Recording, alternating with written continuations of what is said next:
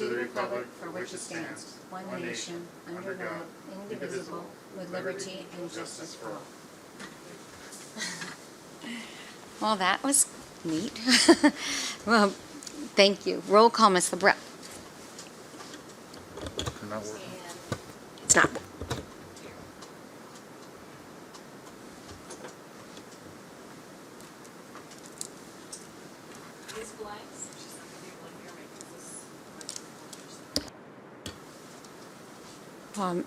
I'm going to actually start, well, okay. Ms. Blanks. I think she's dialing from work, but maybe hasn't made it yet. Is Mr. Davidoff? I don't have him written down. I think Mr. Davidoff is next. Who's next, guys? Ms. Fay. Just keep going.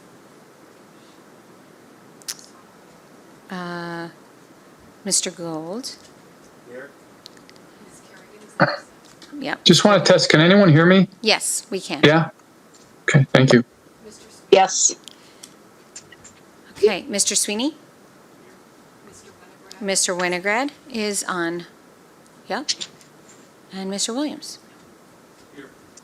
Okay, thank you so much. And we will approve the minutes March 17th and 25th, so without objection, the minutes will be approved. Is there any objection? Seeing none, the minutes are approved. Business items, review proposed FY 2022 operating budget and fiscal year 2022-23 capital improvement plan. Mr. Hart, over to you. Oh, Ms. Fay, I see Ms. Fay is here. Ms. LeBrow? Ms. Fay, do you want to just say here for the record?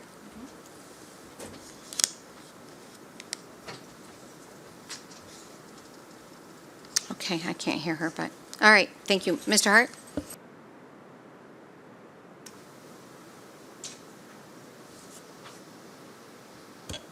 Okay, we may have it may be a little bumpy in the hybrid model, so I appreciate your patience. I don't see our town manager. I don't know where he went. All right, I think we'll go over to you, Mr. Privatera. We will start with I'm not sure. Oh, there he is. Okay, Mr. Hart, we're over to you.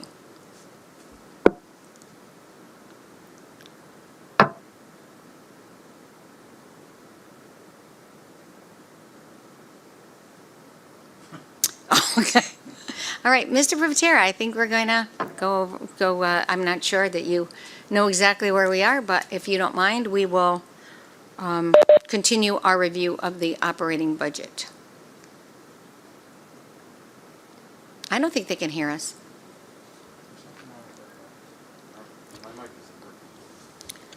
Okay, we are having technical difficulties, and Jen is here. Hello?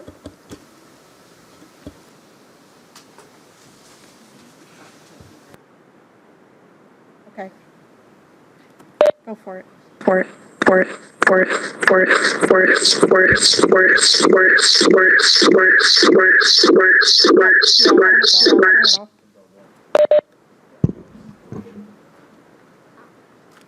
can hear them. Oh, they're back on. Mics are back. Share, mics are back. Now they went. Try it now. Testing, testing. Can you hear us? Jen, we still can't hear the mayor.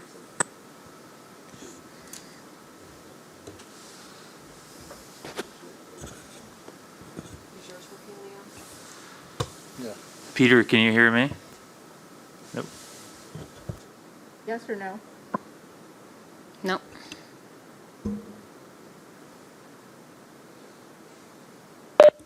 David, try to open yours.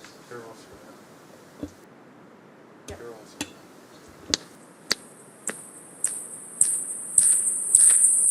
Try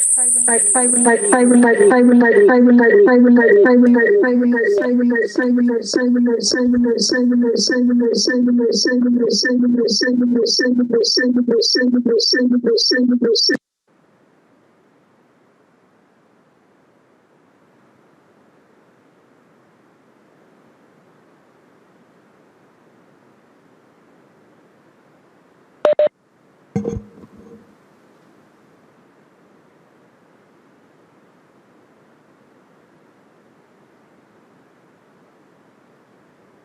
try it now.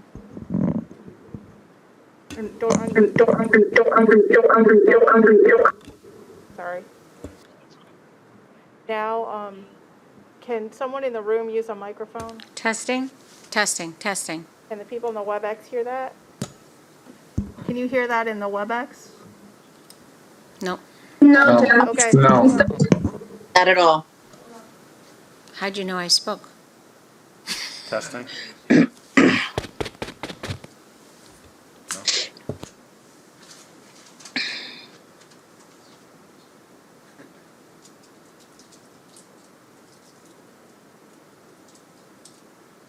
All right, we all need to go home and get on our computers.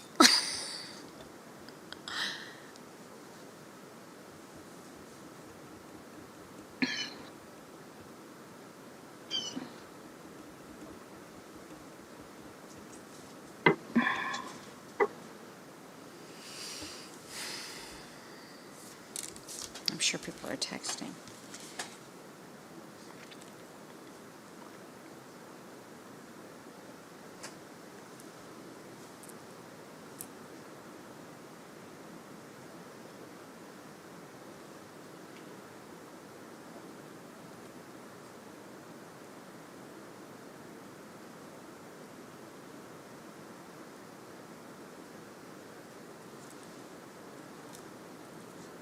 Yeah, it's hot in here.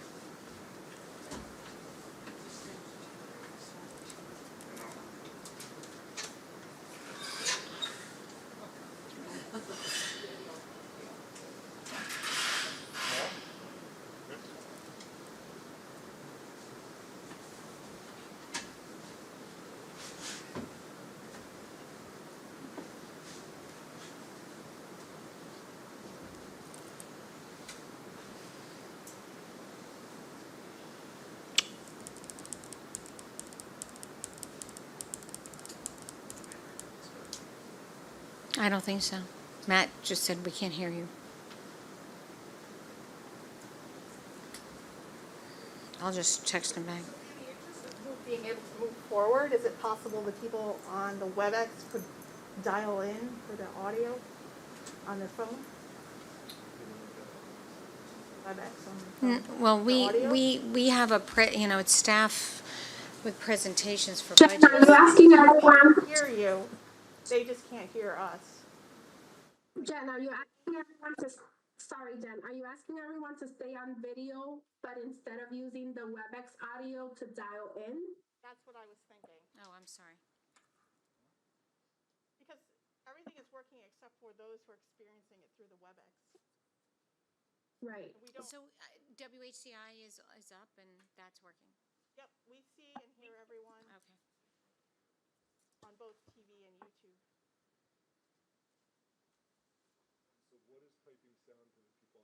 Okay. So right now it's that microphone. But if we use our microphone, it's feeding back. We have a separate computer So if on we WebEx. were to go on But it WebEx, didn't do then that when we tested. So. Is there something wrong with this microphone? No, it's not that. It's only the people in the WebEx who can't hear. Everyone else can hear. Like, we can hear you. Like, everything going out to TV and to YouTube is fine. It's just the people within the WebEx. It's the two-person communication. You really went there? It's unmuted right now? It is.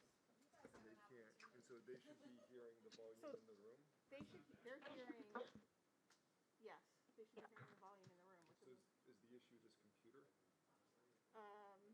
no, because it's the one we tested with earlier. It seems to me like it must be an issue with the hardware here, because could we try maybe hooking another computer up? Because if you're unmuted, there's no reason they Well, shouldn't hear me right now, right? Well, because we're using the interface. Yeah. Greg Priest is on the call in. To the PA.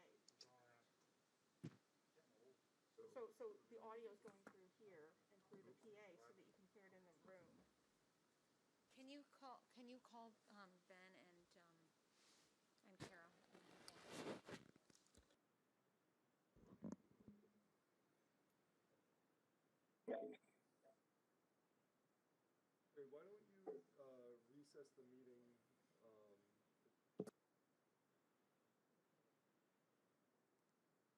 I'm on a separate computer, so I could actually listen on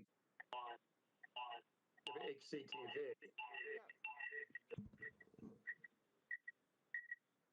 Yep.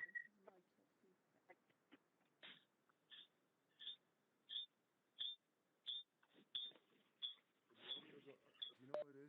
Go up here. Go audio and video. It's not. It's. No, I know what watch. you're saying. Do speaker and microphone settings. No, I know this. Hit test. Test, test, test. Did you guys just hear me say test? Test, test, test. So did you want us to call in? It's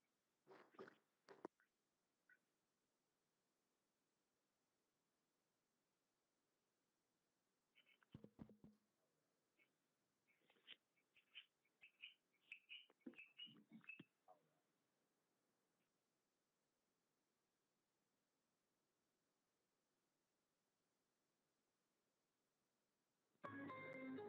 outward channel. It's just not working within the WebEx. What if we brought another computer? So I can go try to connect you. Sound of frustration. Sorry. We're feeding a separate computer with the WebEx.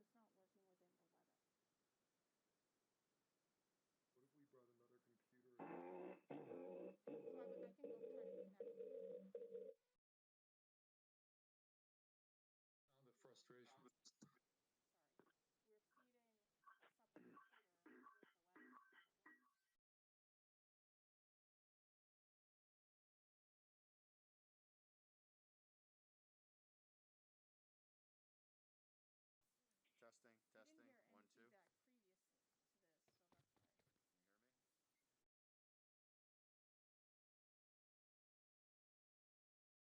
Yeah, Jen, we can hear you. Yeah, we can, Jen. So it's just when the other mics are in a service that you can't hear? Is it Yes, we cannot hear when anyone in the council chambers is speaking other than the mic that you're on the podium. I think the problem is because that one's voice activated, Jen. It's not picking up It's not picking up. when they talk. Yep.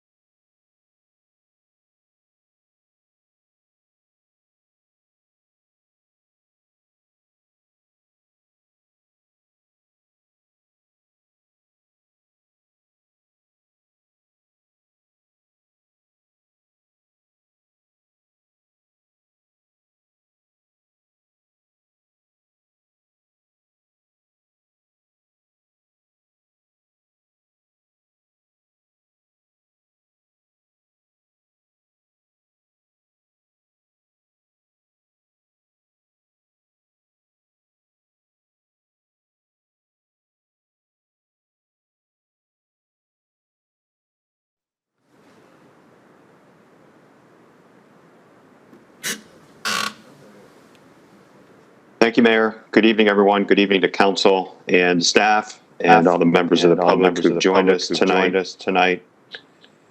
This is the council's meeting of the committee of the whole, and there are two budget-related items we plan to review this evening. The first is the health district's operating budget, and the council will find that in board docs, as well as members of the community can find it there. So I'd like to ask Ms. Kraus to present the proposed operating budget, first to touch on the current year and the adjustments we needed to make, and then to talk about the proposed budget for fiscal year 22. And then following the discussion of the health district's budget, we will move on to a discussion of the capital improvement program. Before I turn to Ms. Kraus, I think we've talked about this throughout the course of the past year. we're extremely proud of how the health district, with a relatively small staff, has responded in the face of the pandemic. And as the council will see, they've been able to do that actually with very limited adjustments to their operating budget, given the magnitude of what they have had to contend with this past year.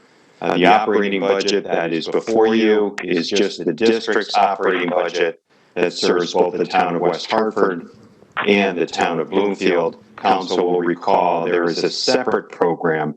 There is a separate program that funds the non-public school nurses that support the private schools only in the town of West Hartford, and we reviewed that budget previously. So tonight, we are just focused on the health district's operating budget. And again, a big thank you to Ms. Kraus and the members of her team for the excellent work they have done this past year. Mayor, through you, would like to next recognize Ms. Kraus. Thank you, Mr. Hart. I also want to echo Mr. Hart's comments. And Ms. Kraus, you have done an amazing job in this extraordinarily challenging year. And we're looking forward to going through this with you. Thank you, Ms. Kraus. Thank you. Thank you very much. This is Amy Cox, Director of Health for the West Hartford Bloomfield Health District. As Mr. Hart has mentioned to you, before you is our proposed budget. Currently, our operating budget, we did make adjustments to it. We did receive funds, grant funds throughout our fiscal year, which are reflected here. You will also see the West Hartford additional resource item that was added here of the $106,559. We did have some past retirements here at the health district, so we were working on those, trying to balance our fund budget, fund balance transfer budget. But again, I'd like to move forward with the 21-22 proposed budget before you. Before you is the 21-22 proposed budget, as I mentioned. At the time that I submitted this, I provided Peter with the best estimate for where we were at with costs. As you know, no one plans for a pandemic to happen. So before you are our best costs and estimates. There are unknown costs with COVID, as you know, forward. There's talks about boosters being provided in the fall. We're looking again at flu season.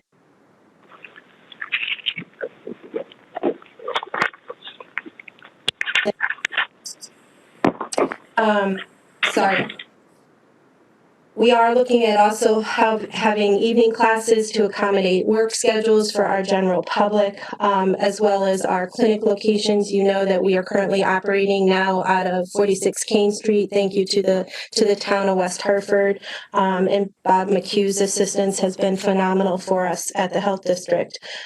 We've currently are completing a little over 1,000 vaccinations a week. So we are fairly busy with staff on top of also maintaining our everyday requirements under the Connecticut Public Health Code and our mandates. We have had an increase in expenditures to cover these items, which you'll see outlined here in our budget as well. Thank you.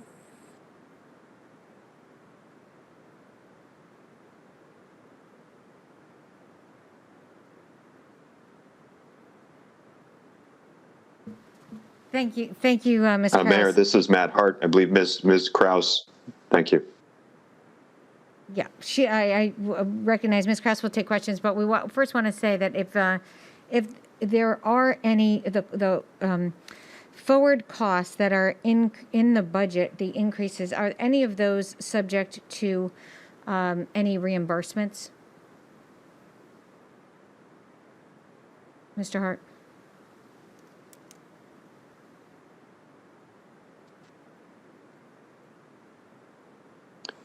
Matt Hart, Town Manager. Yes, we are seeking reimbursement wherever possible, either through the state's Coronavirus Relief Fund or at a later point through the Federal American Rescue Plan Act monies Some of that will come later, however, and through you, Mayor, we can, perhaps Ms. Kraus can touch on this, but also Ms. Lewis is on the line, our budget and grants manager. Yeah, so maybe we can have an idea of what we expect, or I guess are COVID related, and what increases or not might be a little a bit helpful in a.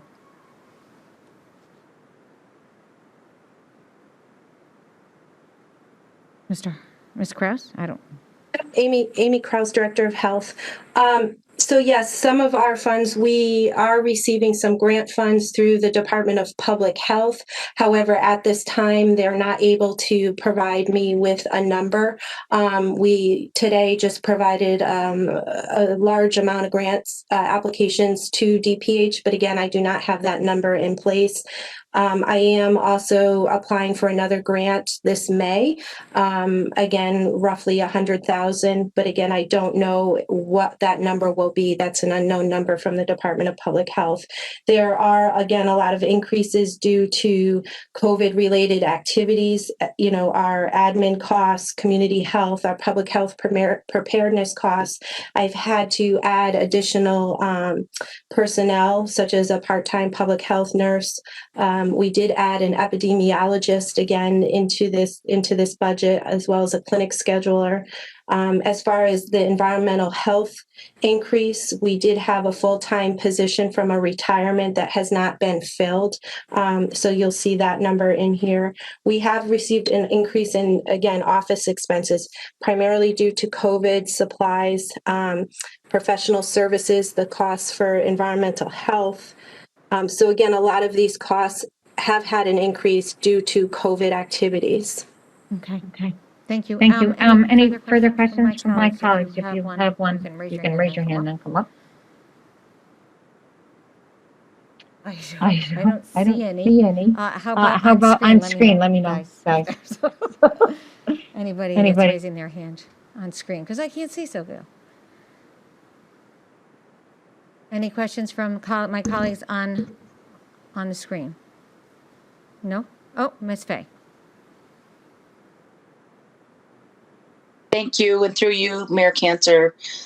Ms. Kraus, I just had a quick question, and it was something that I found today when I was trying to schedule my second shot, Moderna, and going through Hartford Healthcare was the one that I could find an appointment. They're charging an administrative fee, and I got the first one, and I got it at a different location, and then my plans changed, and I'm out of state right now, but I thought that was odd because I thought the corona vaccines were supposed to be free. Now, I have insurance, but I just thought that was odd. So if it's possible that you can charge some sort of admin fee, is that something that we want to consider? And do you have any insight on why Hartford Healthcare seems to be the only one that's doing that? Thank you very much. Thank you, Ms. Fay. Ms. Kraus? Yes, Amy Kraus, Director of Health. So currently, yes, I believe they are charging an admin fee. The vaccine itself is free, but we are allowed to charge an admin fee to insurance companies if the individual has insurance. We currently bill insurance, so we are a local health department that is able to do that. It is only it's a fee of $30. However, depending on the insurance company, the cost that's reimbursed back to us is never the $30. It's anywhere from $12 to $15. So we've been since the beginning billing for insurance for that $30 admin fee. More than likely, other large community partners, our hospitals, our community health centers have started the billing process already. I hope that answers your question. Thank you. Yes, Thank you, Ms. Kraus. Ms. Fay, anything further now? No. Mayor Cantor, and thank you, Ms. Kraus. Thank you, Ms. Fay. Any other questions for Ms. Kraus? All right, then back to you. Thank you very much, Ms. Kraus. Appreciate it. Back to you, Mr. Hart. Thank you, Mayor. Matt Hart, Town Manager. So we will now move on to item 3B on tonight's agenda, and that is the council's review of the proposed fiscal year 2022-33 capital improvement program. As council knows, we prepare a 12-year plan here in the town of West Hartford. It provides us with a very good planning tool. To the extent to which we can, we work to make sure that all of our capital projects are consistent with our plan of conservation and development. If you have a capital improvement program budget in front of you, we're going to focus tonight on chapters 3 and 4, which are the first 2 years of the plan. So if everybody wants to turn to page 3-1, give you a moment or two to do that. So again, we prepare a 12-year plan, but the first 2 years of the plan are very, very important because that is those are the funds that the council will be appropriating. And on an annual basis, we will make adjustments to the out years in the capital plan. So anything beyond year 3 is very much, it's in there for planning purposes, and in some cases is conceptual at this point. As council will recall, in earlier budget sessions, we have talked a little bit about the proposed capital plan, in particular, the capital non-recurring expenditure fund budget, otherwise known as CNRE. And we've talked about the fact that what we've submitted for FY22 for CNRE is very limited. It is very lean. The purpose for that is we were really working hard to mitigate against an increase in the mill rate. And we were preparing that CNRE budget without the benefit of the rules regarding the American Rescue Plan Act, which we are still waiting on. So the CNRE budget that we'll be talking about tonight, and as we've mentioned before, it is very lean. It consists exclusively of the first of 3 years of funding for the body cameras for our police department. And that's a project that's important to us due to the police accountability bill and the plan that we've discussed with the council's public safety committee. We also have some miscellaneous fire department equipment in there as well. For the body cameras, we are going to be looking at opportunities for state funding as well. I wanted to let you know that up front. Just a couple other introductory points from me. We will also be reviewing tonight the proposed elementary school air quality project, which went into the plan for the first time for the current year. As council may recall, we talked about this when we held our joint meeting with the Board of Ed. When that project was introduced last year, it was introduced under a 20-year schedule. The board more recently reduced that schedule from 20 to 10 years, and in preparing the proposed capital plan for your consideration, I am recommending that we adjust that schedule to 15 years. And we can talk about, the merits of that in the context of the American Rescue Plan Act once we get the information regarding the use of those monies. But I had proposed a 15-year schedule primarily in an effort to strike the right balance between moving the project forward and trying to be relatively consistent with our annual debt issuance. So in terms of the order of our speakers tonight, again, we're going to focus on the first 2 years. So that would be chapters 3 and 4, sections 3 and 4 of the book you have in front of you. Through you, Mayor, I'm going to call on Mr. Privatera to make some introductory comments to talk about the primary revenue sources for the capital improvement program. Following Mr. Privatera's comments, we would then like to turn to Mr. Martin, and he can review the transportation and circulation projects in the plan. We can pause and take questions for Mr. Martin. Following Mr. Martin's presentation and Q&A, we could then move to Mr. Palmer to talk about the education and town building improvements sections in the plan. Then move to Ms. Rubino Turco to talk about the Parks and Rec section. And then under government operations, Mr. Morin to talk primarily about our communications infrastructure. And then we can conclude with a discussion of our rolling stock and miscellaneous equipment. And that would include some brief remarks from Mr. Phillips, Chief Riddick, and Chief Priest. So we do have a number of speakers tonight. I think it makes sense for them to speak to the first 2 years in the plan, maybe some comments regarding projects in the out years, and then let's periodically, with each speaker, pause for Q&A. So through you, Mayor, I'd like to now turn to Mr. Privatera. Thank you. Thank you, Thank you, Mr. Hart. Mr. Mr. Privatera. Patera? Thank you, Madam Mayor. Pete Privatera, Finance Director.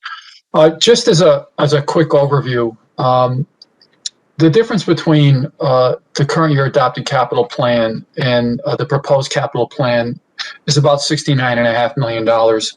Of that amount is about $65 million of bonds, $5.8 million of grants, and then some other adjustments. As the town manager said, after the second year, we really put placeholders in there for future consideration. For instance, the biggest increase that we see in the plan is $49 million for flood mitigation. Now, again, Mr. Martin will talk about that, but we hope that during the course of the next few years, we might be able to seek grants or alternative sources of funding. And we do have $6 million in this proposed budget for property acquisition that we haven't seen in the past. And there are some other programs, some other projects in here, like the New Park Avenue Complete Streets, that's primarily funded by grants. We did increase funding for elementary air school quality monitoring, and as the town manager said, roughly $1.2 million for body cameras. So in the first year, if we look at the first year, we're up about a little under $3 million, and we move projects around from year to year, but basically, if you think about it, we have a new expense in year one of $3 million for property acquisition. In year two, we're up about $10.8 million. Again, we're starting a project for flood mitigation, roughly $2.1 million. We have additional money for air quality monitoring. We have the second $3 million for the property acquisition. And we have a number of projects in there that are a combination of grant funded and funded by bonds. So what we've asked the department directors to do is, if we look at basically page 3.1 and 4.1, those are the first 2 years summary of the projects. Since there are a lot of repetitive projects in transportation and education and town building improvements, I've asked the department directors to briefly highlight those projects, but to concentrate more on anything new. For instance, in year one, we have some new projects, and in year two, we have some new projects, just so, council and the public can get an understanding of any significant changes that this budget proposes on a year-over-year basis. So with that, Madam Mayor, I'd like to turn it over to Dwayne Martin to talk about transportation and circulation. Thank you. Thank you, Mr. Privatera. Mr. Martin.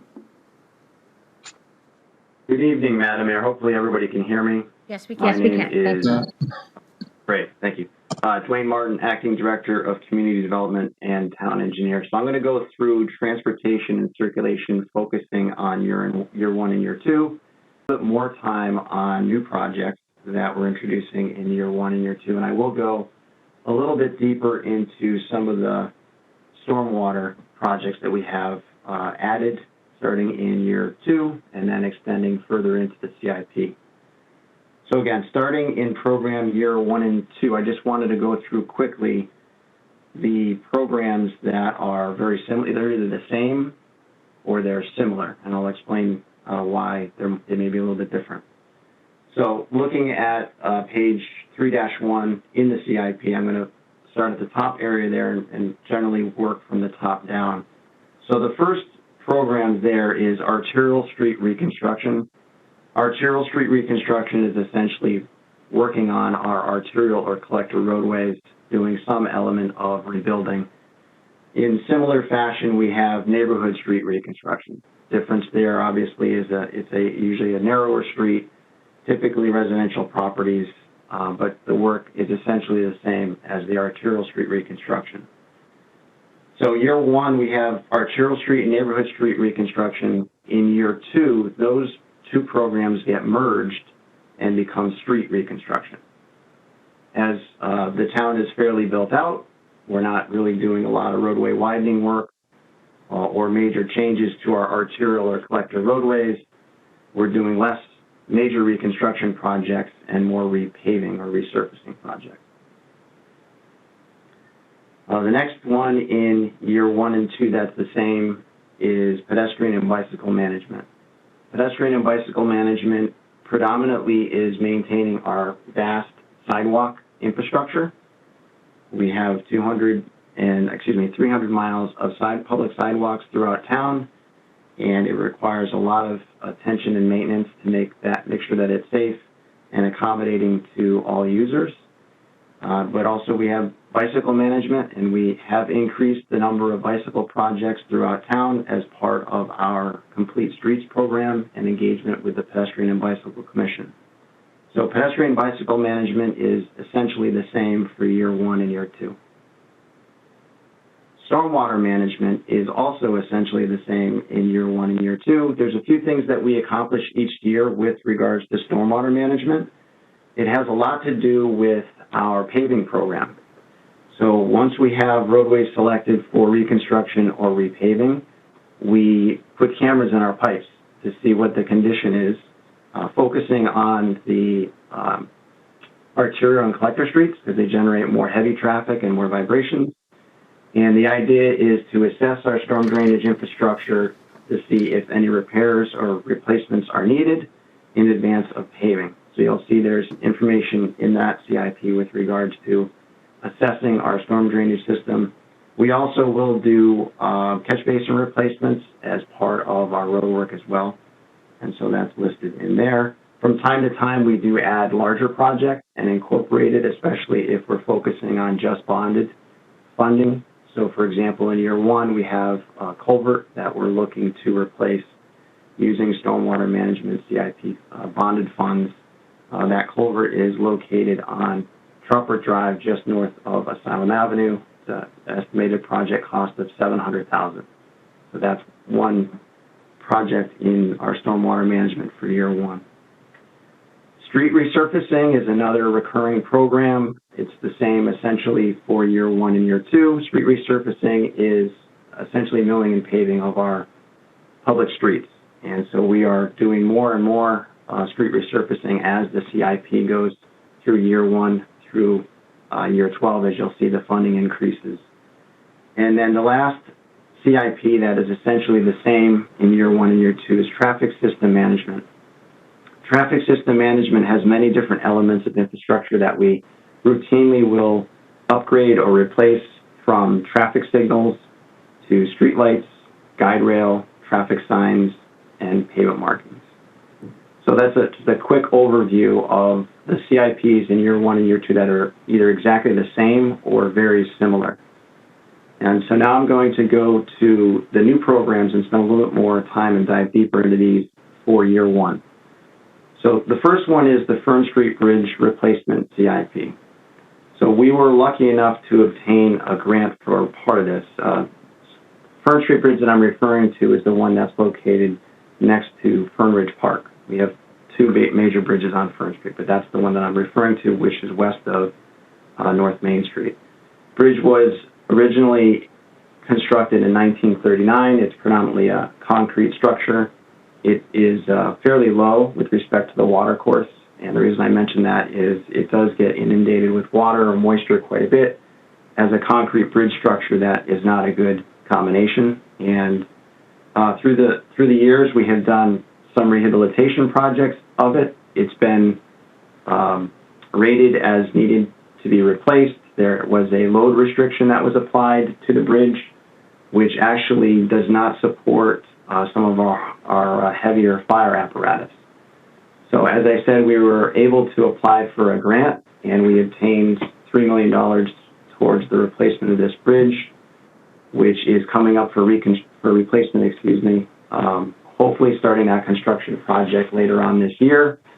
It's about 90% designed, and we are in the permitting phase for that bridge replacement. It's also worth noting that as we went through the design of the project, the scope and limits of the work actually expanded into Fern Ridge Park. And I worked with Helen Rubino Turco on some of the changes to the park as it was necessitated by the project, which included modifying the pond, some of the retaining walls from the pedestrian bridge, if you're familiar in the park, up to the bridge that's getting replaced on Fern Street. Those retaining walls are falling in and are in disrepair. The westerly parking lot in the park was ultimately included in the project, and that will get completely revamped and reconstructed. And there's other landscaping elements in and around the pond and the bridge itself that will be improved as part of this project. It's a pretty good project, I think, which hopefully will not be too impactful to the park as we're going through the construction. And then the last project that I want to highlight in year one, which is completely new, is the Sedgwick Road Pavement Rehabilitation Project. And again, we were able to secure a grant to pay for that project in its entirety. So it's essentially what it is pavement rehabilitation. So a repaving program. It's on Sedgwick Road from Wardwell Road to South Main Street. So the road will get completely replaced. We were able to incorporate some additional complete streets elements into the grant, which include bicycle lanes, which I believe we're going to be able to install buffered bicycle lanes along that stretch. There's a couple high pedestrian crosswalks related to some of the school traffic. Those will get upgraded.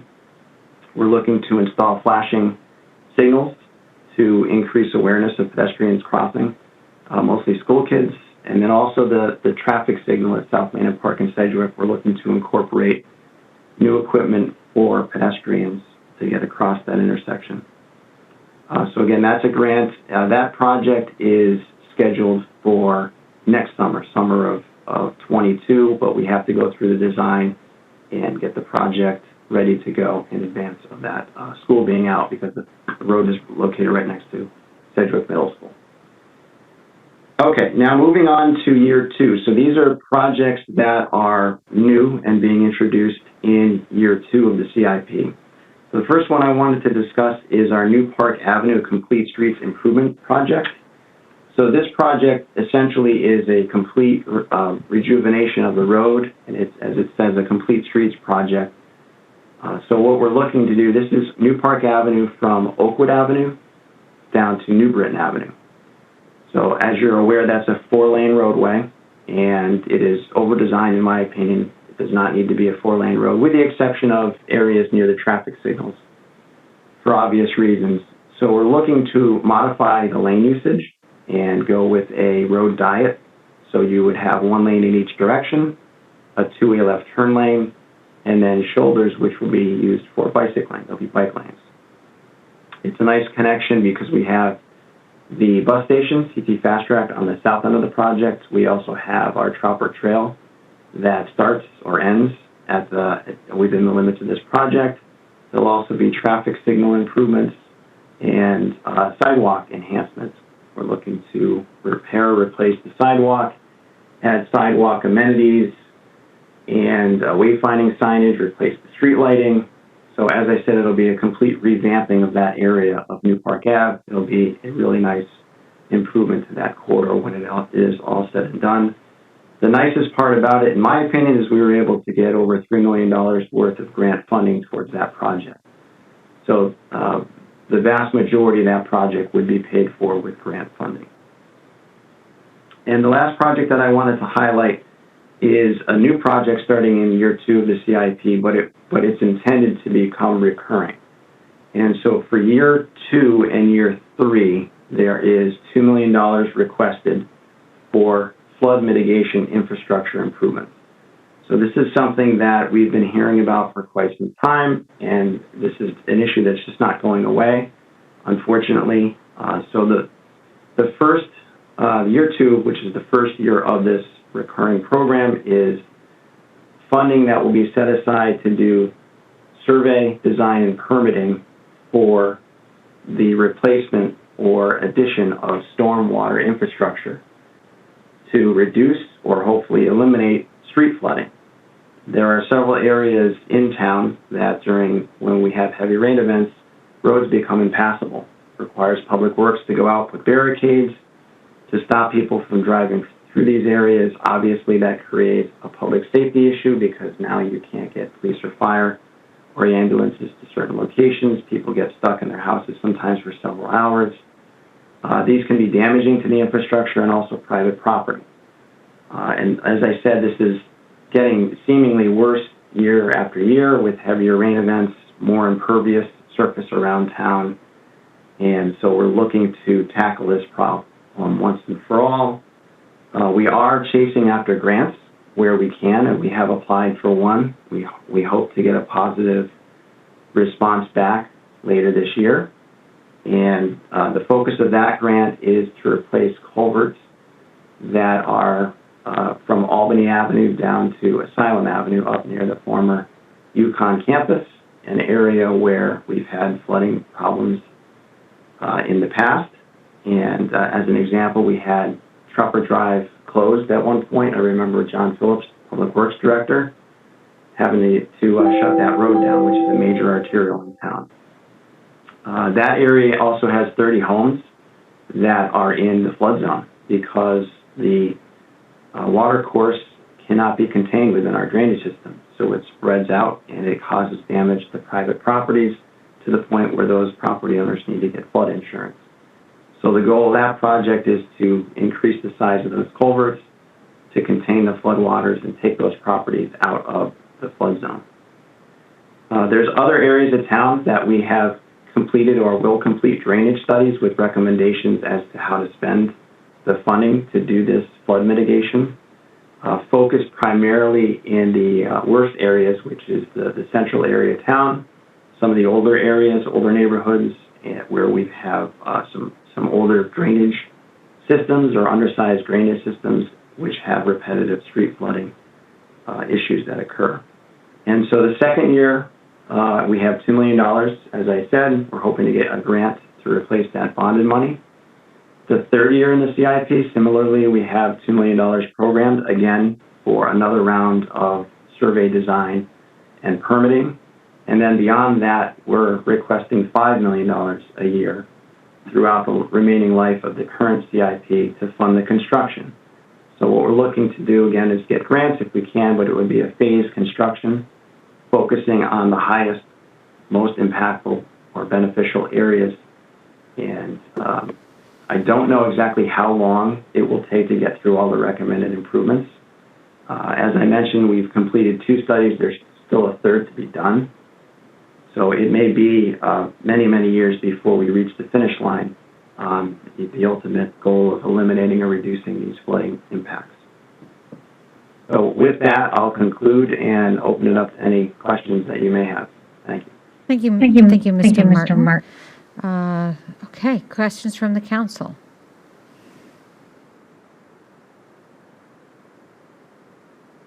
Mr. Sweeney. Oh, are you pointing to the screen? Who? Oh, Ms. Blanks? Ms. Blanks. I can't see from here. Sorry. Thank you, That's right. Madam Mayor. Through you. Can you hear me? Yes, we can. Yes, we can. Thank you. Thank you. Again, through you. I just have a couple of questions, minor. And I know you explained it, but I didn't quite understand the difference between the arterial street reconstruction and the neighborhood street reconstruction. Thank you, Ms. Thank you, Ms. Blanks. Mr. Martin? Mr. Martin? Sure. Generally speaking, the difference in the type of construction is similar. Arterial streets are usually wider. They carry more traffic. They have more travel lanes. Sometimes they have turn lanes at major intersections. So arterial streets, and we also lump collectors into them, tend to have some different elements compared to neighborhood streets. So there are examples listed in the year one and beyond of what some typical arterial streets are. So for example, obviously North and South Main Street, Farmington Ave, Boulevard, Park Road. So if you think of those streets, as I said, they're typically wider. Sometimes they have more travel lanes. There's other elements, especially with regards to the sidewalks. Sometimes we have paver sidewalks, or we have higher enhanced crosswalks, or traffic calming elements like bump outs or raised medians. Sometimes they have bike lanes. So they're usually wider, carry more traffic, and as a consequence of that, require more features to handle the users of those roadways. Neighborhood streets are typically one lane in each direction. Sometimes they don't even have pavement markings on them. But this is a program, the Neighborhood Street Reconstruction Program is one that started in the 80s under Barry Feldman to rejuvenate these neighborhoods. And it started with the curbing. A lot of those neighborhoods have concrete curbing, and so we, for the longevity of the curb and the edge of the road, in the truest sense, curb appeal, we started installing granite curbing. And from there it grew to concrete driveway aprons, replacing the concrete sidewalks as needed, and then of course redoing the work between the curbs to repave the road. So that's essentially, there's some similarities, but the arterials and collectors require a little bit more attention for different reasons. Thank you, Mr. Martin. Ms. Blanks? Thank you, Mr. Martin. I do have another question, Madam Mayor, through you. And that is on the new park construction project. With these lanes of the streets being reduced from 4 to 2, I know that there is some overflow from the fast track that comes on to New Park heading in the New Britain Avenue direction. I guess how would that affect that traffic in terms of public transportation? Thank you, Ms. Blanks. Mr. Martin? Thank you. That's a great question. That's something that we are considering as part of the project, specifically on New Park Avenue in the southbound direction, heading towards New Britain Ave. Traffic backs up quite a bit there. There is 2 lanes. What we are contemplating doing is adding a third southbound lane to combat that extensive queue that occurs during the peak hours. But that would be just long enough as needed to accommodate that traffic, and then we would transition back. So we still want, that's why I said it, for the most part, the street will be reduced in number of travel lanes, but there are areas where we just simply cannot do that because of the traffic that's there. So near the bus station, the Corner Pug restaurant, that area carries a lot of traffic, and it can back up quite a bit. So that's what we're looking at incorporating into this project, would be actually to add a travel lane there. Thank you, Mr. Martin. Ms. Blanks? Thank you, Mr. Martin. Thank you, Madam Mayor. I'm all set. Thank you. Thank you. Any other questions from council?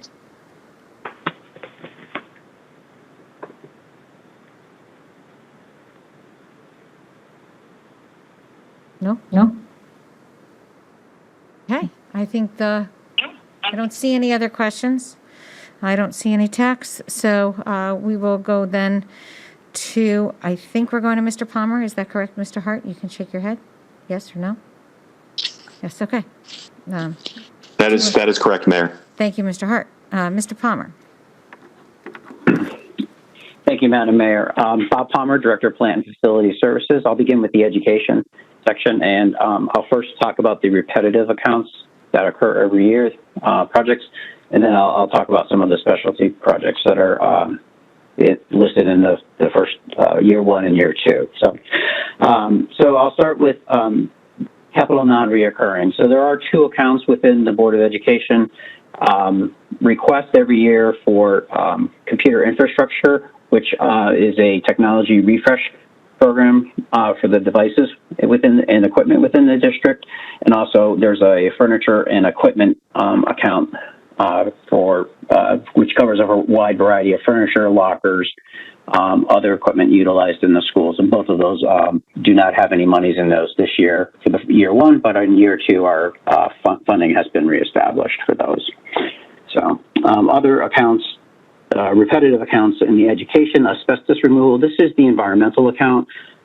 It is used to support other projects, typically flooring replacements. We encounter asbestos materials, and we utilize these funds to cover the costs associated with that. A lot of times we don't know those costs going into a project until we get into a project.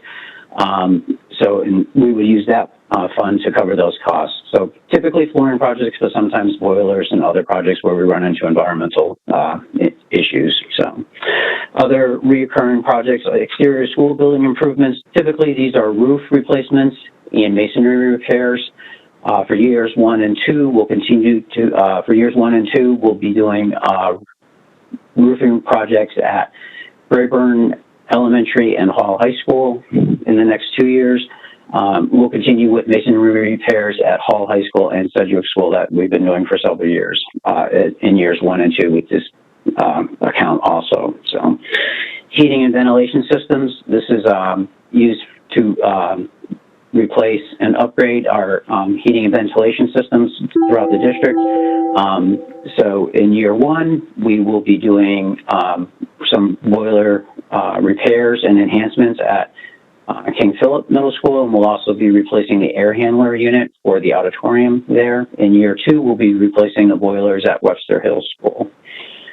Interior school building improvements covers a lot of different types of repairs within our schools, typically flooring replacements, painting, could be modifications to classrooms, improvements to classrooms, so general improvements within the buildings, restrooms, upgrades. It covers a variety of different projects within the schools. So for years 1 and 2, we'll be focusing on flooring replacements at Norfolk School and Webster Hill. In the second year, we'll be doing flooring replacements at King Philip. We're also looking at restroom upgrades at Sedgwick Middle School and at both high schools in the next 2 years, utilizing that account. So site and athletic field improvements are utilized for a variety of outside grounds types of work. So parking lots, playground surfaces, playground equipment, athletic fields, athletic equipment, etc., bleachers, etc. So in the first year, we'll be doing paving projects at Webster Hill School, and we'll also be doing playground improvements at Norfolk School. In the second year, we'll be doing paving improvements at Rayburn School with those funding. Stage and auditorium renovations are used for our school auditoriums. In year 1, we'll be doing seating replacement at Hall and King Philip, and then year 2, we will be back at King Philip to complete that project. It will be a multi-year project.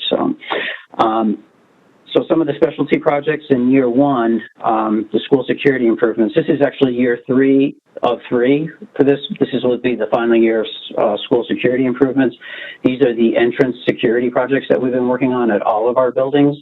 So this summer we'll be working at Norfolk, Whiting Lane, Duffy, King Philip, are the primary projects that we'll be working on this year to finish off that project. So it's been 3 years, and it's been a very comprehensive project, but we've learned a lot, and we've really achieved quite a bit in the 3 years that we've done this.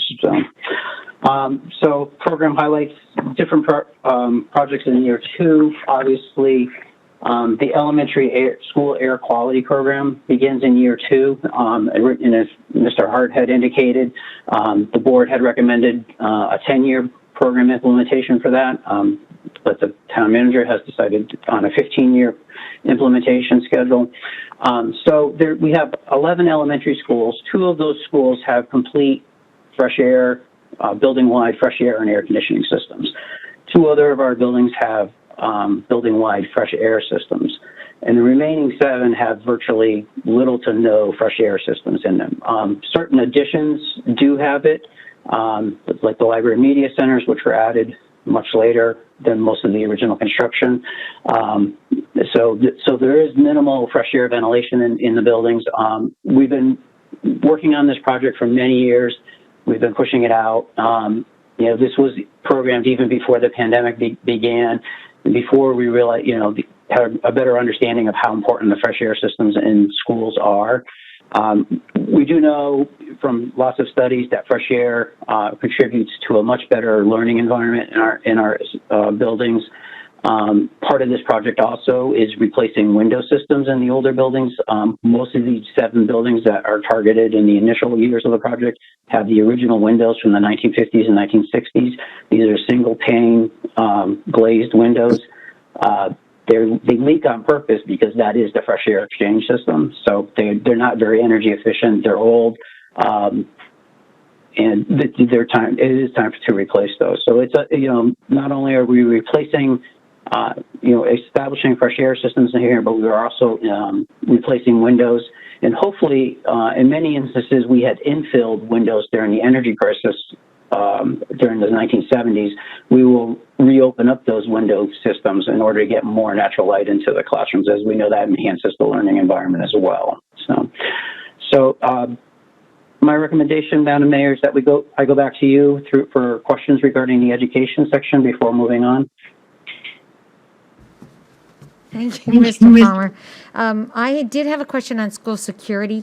This has been a significant project over 3 years, and kind of, I think, came out as a result of some horrific things that happened in schools, and protecting our students. But I did see that the state does have some funding for, this may be for Mr. Hart, but some school security funding grants available. So will we be pursuing those? I will start with you, Mr. Palmer. If not, you go to Mr. Hart. Sure.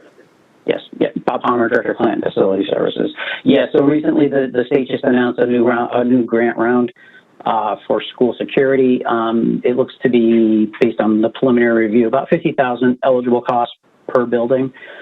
We can apply for each building for up to $50,000 in costs, using past and planned projects. So we feel like we could probably get that amount for each building on this next round of grants, as long as there's enough money to go around. So that's our plan right now.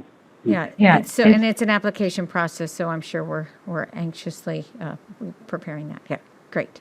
Thank you so much. Questions for my colleagues. Mr. Gold. It's hard to tell with plexiglass.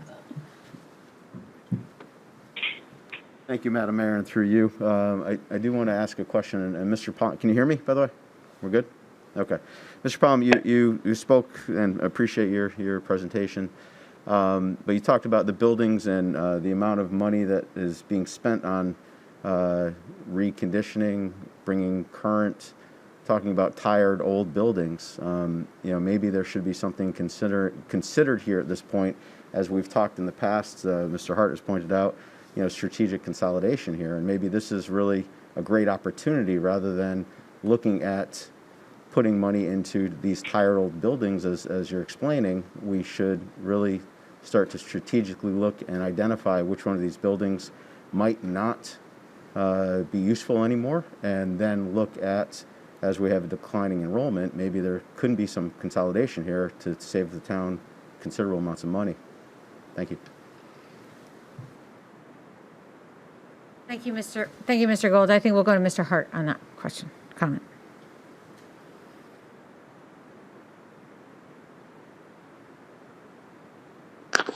Matt Hart, Town Manager. I'm sorry, my mute button is a little bit slow. Thank you for the question, Councilor Gold. That your suggestion and question, this relates to our education projects, and really, I think we would defer to the district and the Board of Ed on that issue. I think the council could certainly be helpful in terms of providing or supporting a request for funding for an initiative like that. As you mentioned, we are beginning to do some of that work on the town side, particularly with the potential acquisition of the former St. Bridget School, where we are looking to consolidate some number of municipal uses in one location. But with respect to, buildings that are overseen and managed by the district itself, I think it would be important to defer to their expertise. Although I think it would be appropriate from the council to suggest, and I believe they have looked at this in the past, at potential ways to consolidate in the future. But again, I think they would need to take the lead there. Thank you, Mr. Hart. Mr. Golden. It's a little bit cumbersome. I apologize for this. Mr. Palmer, just a quick thought on solar opportunities after obviously we want to do the roofs first before there. Is there a next solar project that is being considered? Yes, through you to you, Madam Mayor. Bob Palmer, Director of Plant Facility Services. So once we complete this current year, we have Sedgwick Phase 2 roof replacement occurring. Once we're done with that, we'll open that roof up to the solar opportunity. For the next several years, we'll be replacing sections of roof at Hall High School as well. So once we've gotten once we get the majority of that roof done, we'll do the same thing there. So thank you. Continue to expand our solar. Thank you so much. And Sedgwick does not have a big capacity for a solar installation, correct?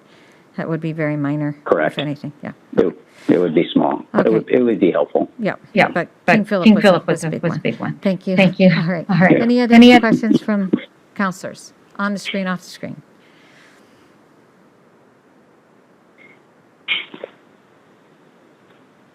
All right. I don't see any, and I don't have my book in front of me, so who's next, Mr. Hart?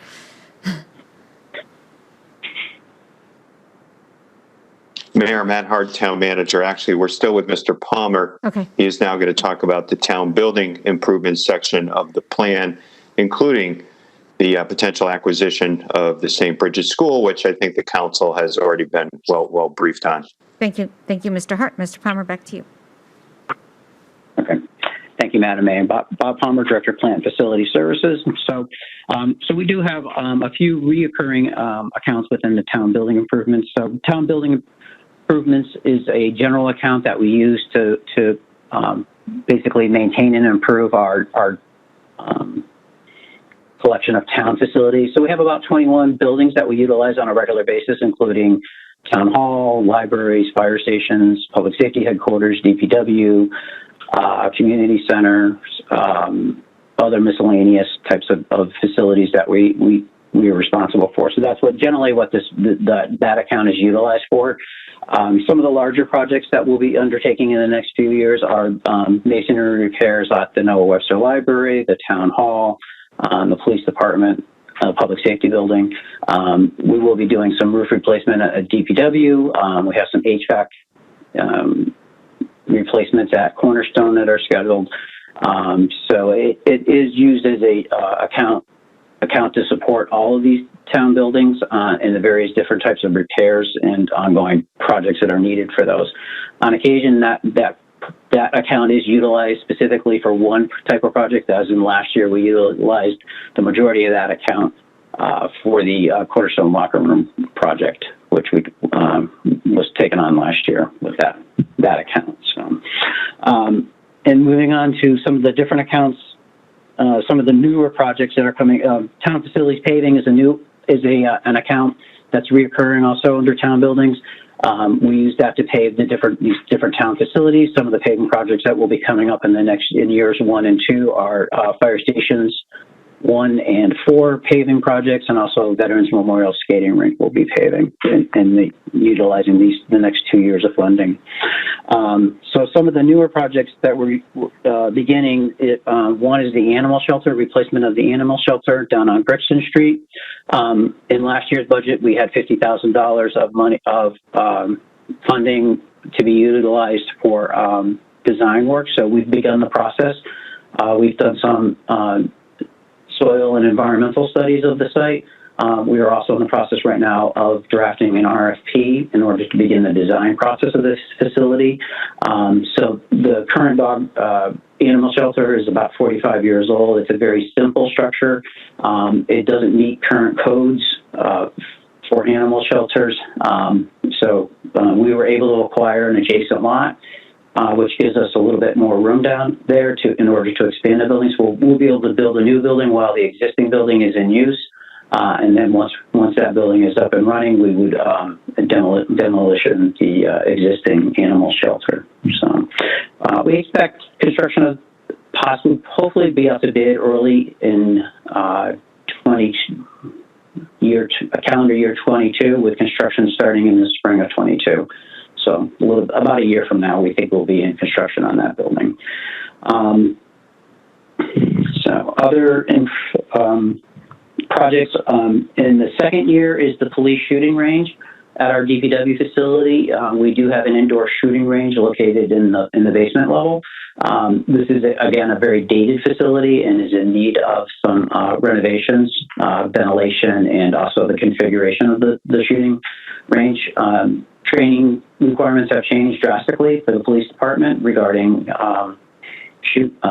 target practice and firing ranges. So we need to adapt our facility to do that as well. So, we do have money also, reoccurring money in this town building improvements for energy conservation projects to be utilized throughout the town and the board buildings.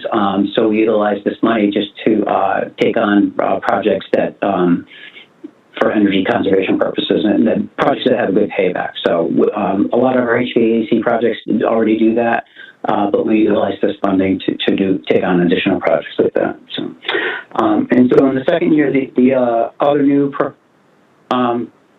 the first year and the second year, we have the property acquisition of $3 million each for the potential acquisition of the St. Bridget property.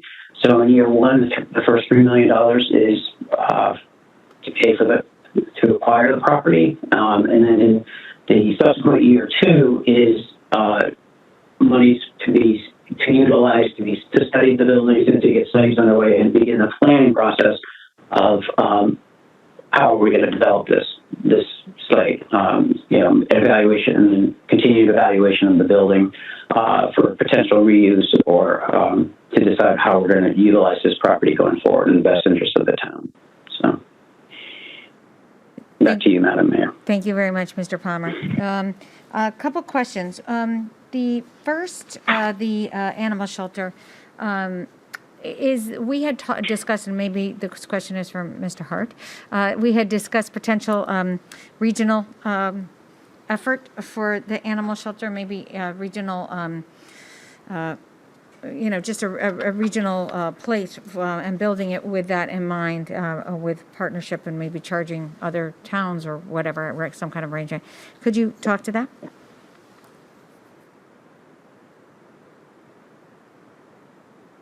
Matt Hart, Town Manager. Yes, Mayor. We had this project's been we've been planning for it for some years now. We did explore that possibility quite thoroughly. Recently retired Assistant Police Chief Dan Coppinger really helped take the lead on that. I'm sure Chief Riddick can speak to it as well. Most of our smaller neighbors are already sharing a facility. So we can continue to look for those opportunities in the future, as Mr. Palmer has described, and I think as council knows, the facility we currently have is quite dated and badly in need of an upgrade. But we did explore those opportunities. Thank you, Mr. Hart. And then the next question, it's either actually probably goes to Chief Riddick, is the shooting range and the age of the shooting range. Many of the councilors did have a tour of that a few years ago, prior to your coming to West Hartford, and discussion of the need for this and what happens to staff if this isn't upgraded, and what happens with how you manage the department with that. I'm not sure what Mr. Hart, if you. Okay, we'll go right to you, Chief Riddick. Chief Riddick, Vernon Riddick, through you, Madam Mayor. Our staffing would still be the same. Actually, we'd probably need additional staff and additional hours because of the convenience of having the range right here in town. The requirements from posts wouldn't change, so those standards would still be there. So none of that would change. Currently, as a backup, we use the Farmington range to assist us, and then for our ESU training days, we go out to Manchester. Some of you, I think, most recently, Councilor Gold had done a tour since I've been here, and I know it was quite eye-opening for him to see the conditions down there, the need, and the like. So we will also explore regionalization. Those conversations from the town manager. He had tasked me and assistant chief to also explore that option too. And, you know, quite frankly, you get a lot of, yes, that's a great idea until it comes to, you know, the finance, you know, but we have no money. So we haven't given up yet. And so we'll continue to explore those options and the viability. And in the past, you have said that other communities do use the shooting range. And so is there the opportunity to charge communities for the use of that range? Yes, the opportunity is there, but what we do is in-kind services. When we have instructors, they'll provide us instructors to assist us. Most recently, we have the Capitol Police use our facility, and we have some in-kind services. If we ever need them for training or utilize some of their properties, we have that ability to do that. So that opportunity is there. At this point, I don't think it's viable because we're satisfied with what we get in return. But if we were to get a new facility, definitely we would continue to try to explore and solicit the regionalization. But you know, I don't know much more to say on that. And so if the facility was to not be improved, how much longer could you use it as it is? Oh my, we're limping away as it is right now. I believe we're probably grandfathered in with a lot of issues, and I'm probably stepping out of my lane into Bob's lane just a little bit as far as our requirements. So I can't give you that. I just know it's been a Band-Aid approach for quite some time. I believe the study started way back in 2017 and going forward regarding the needs and assessments. So it's about 40-something years old or somewhere around there, even longer. I'm not even sure.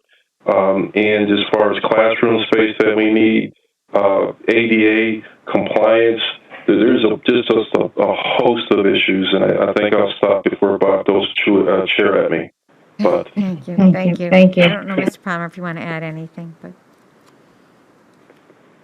No, I think, through you, Madam Mayor, Bob Palmer, Director of Plant Facility Services. Yeah, I agree with the Chief's comments. It is very dated. There are some code compliance issues that we do need to address down there as well. So, yes. Thank you. And Mr. Hart, you had your hand up earlier. I didn't know if you still wanted to speak. Yeah, thank you, Mayor. Matt Hart, Town Manager. Through you, I would ask Chief Riddick to talk about how singular an asset the indoor range is for us as a fully built out community where we certainly do not have room or a place to put an outdoor range. I think we all know how controversial the sightings of those are, even in our more rural communities. But that's just an extremely important asset for us, especially with the size of the force we have and the need for regular training and practice in order to meet state standards. Thank you, Mr. Hart. The Chief Riddick, through you, Madam Mayor, thank you, sir. That's an excellent point. And if I can draw upon my previous experience at my other job where we had an outdoor range in a relatively secluded area, and there were complaints, from neighbors who were miles away who can hear the echoes. Sometimes there's training that we have to do low light during third shift hours, and there's just a number of complaints. Quality of life issues and the like. To have this asset, an indoor range, And I'm trying to think off the top of my head. There's only a few that are in the state of a few PDs who have this. It's a tremendous asset whose value you really can't put a price on it because of all of the intangibles that you're able to do at this facility, and not to impact quality of life of the residents and businesses. Thank you, Chief. And I do remember in a previous presentation, I think it was a management of personnel as well, and that's really what I meant when I said changing personnel. But we don't have a training site in town. It would require officers to leave town, and there would require potentially reduction and harder to manage the workforce that way. So I don't know if that's Mr. Palmer. Bob Palmer, Director of Plant Facilities. Sorry, Madam Mayor. I did forget to add one project that was for year 2, which was the fueling facility at the DPW. Sorry, Mr. Phillips. That is an important project to us in year 2 to add a fueling facility down at the DPW yard for use by all town departments. So we haven't had a facility down there for over 15 years. And so Mr. Phillips and I would like to install one as part of the overall plan for the Bridgeton Street complex. Thank you. Thank you, Mr. Palmer. All right, questions for Bob Palmer? Mr. Davidoff.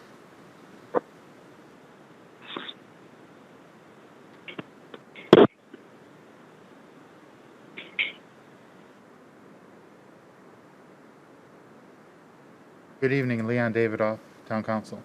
With respect to the animal shelter, are we going with a total replacement, or are we talking about a rehabilitation? Or through you, Madam Mayor, to Mr. Palmer.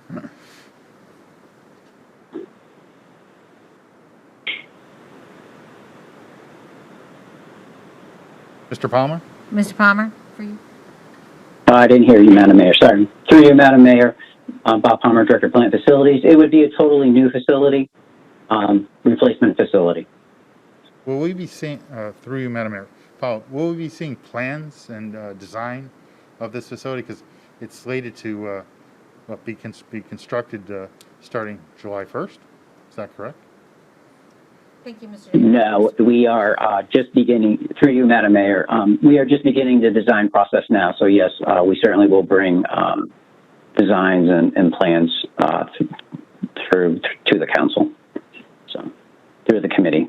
Yes. Thank you, Mr. Palmer. Anything else? Mr. No, so I'm a little confused. So do we have plans already drafted for this facility? Because I saw in a previous year we had allocated $50,000, and this year we're asking for $700,000 for this. Thank you, Mr. Davis. Correct. Yes, I think we had done a site study for the Bridgeton Street complex, and within that study, you saw a conceptual drawing of what an animal shelter would be and where it would be located. I think that's what you saw at this point. So at this point, we'll begin to do a more detailed design process for that facility, which will give us the actual size and what it will look like. So we're a year away from construction, at least. So. Thank you, Mr. Palmer. Thank you, Mr. Davidoff. Any other questions for Mr. Palmer? Town building.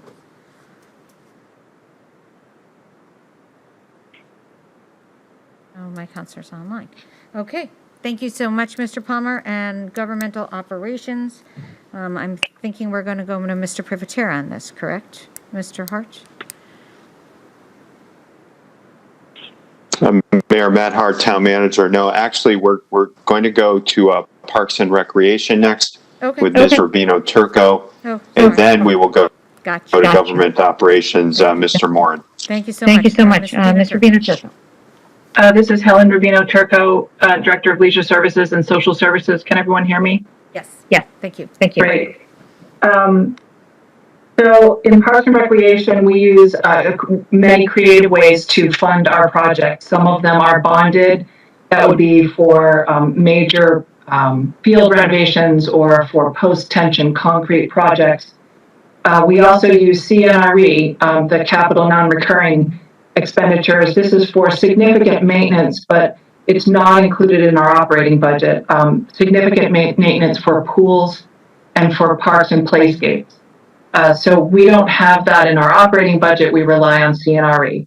We also sometimes can use CDBG, Community Development Block Grant Funds. And you will notice we do have some projects that are funded by CDBG. These are for projects that are specifically located in low to moderate income neighborhoods or that benefit low to moderate income people. HUD's definition of low and moderate income people also includes citizens with disabilities. And so we're able to do some renovations in parks or facilities that benefit benefit handicapped accessibility. And the final way we can fund some of our projects are through donations, where we partner with local nonprofits or sports leagues. And we also have some other special revenues like Rockledge Golf Course and Westmore Park. They both of those facilities have a mechanism to collect donations and then reinvest them from time to time.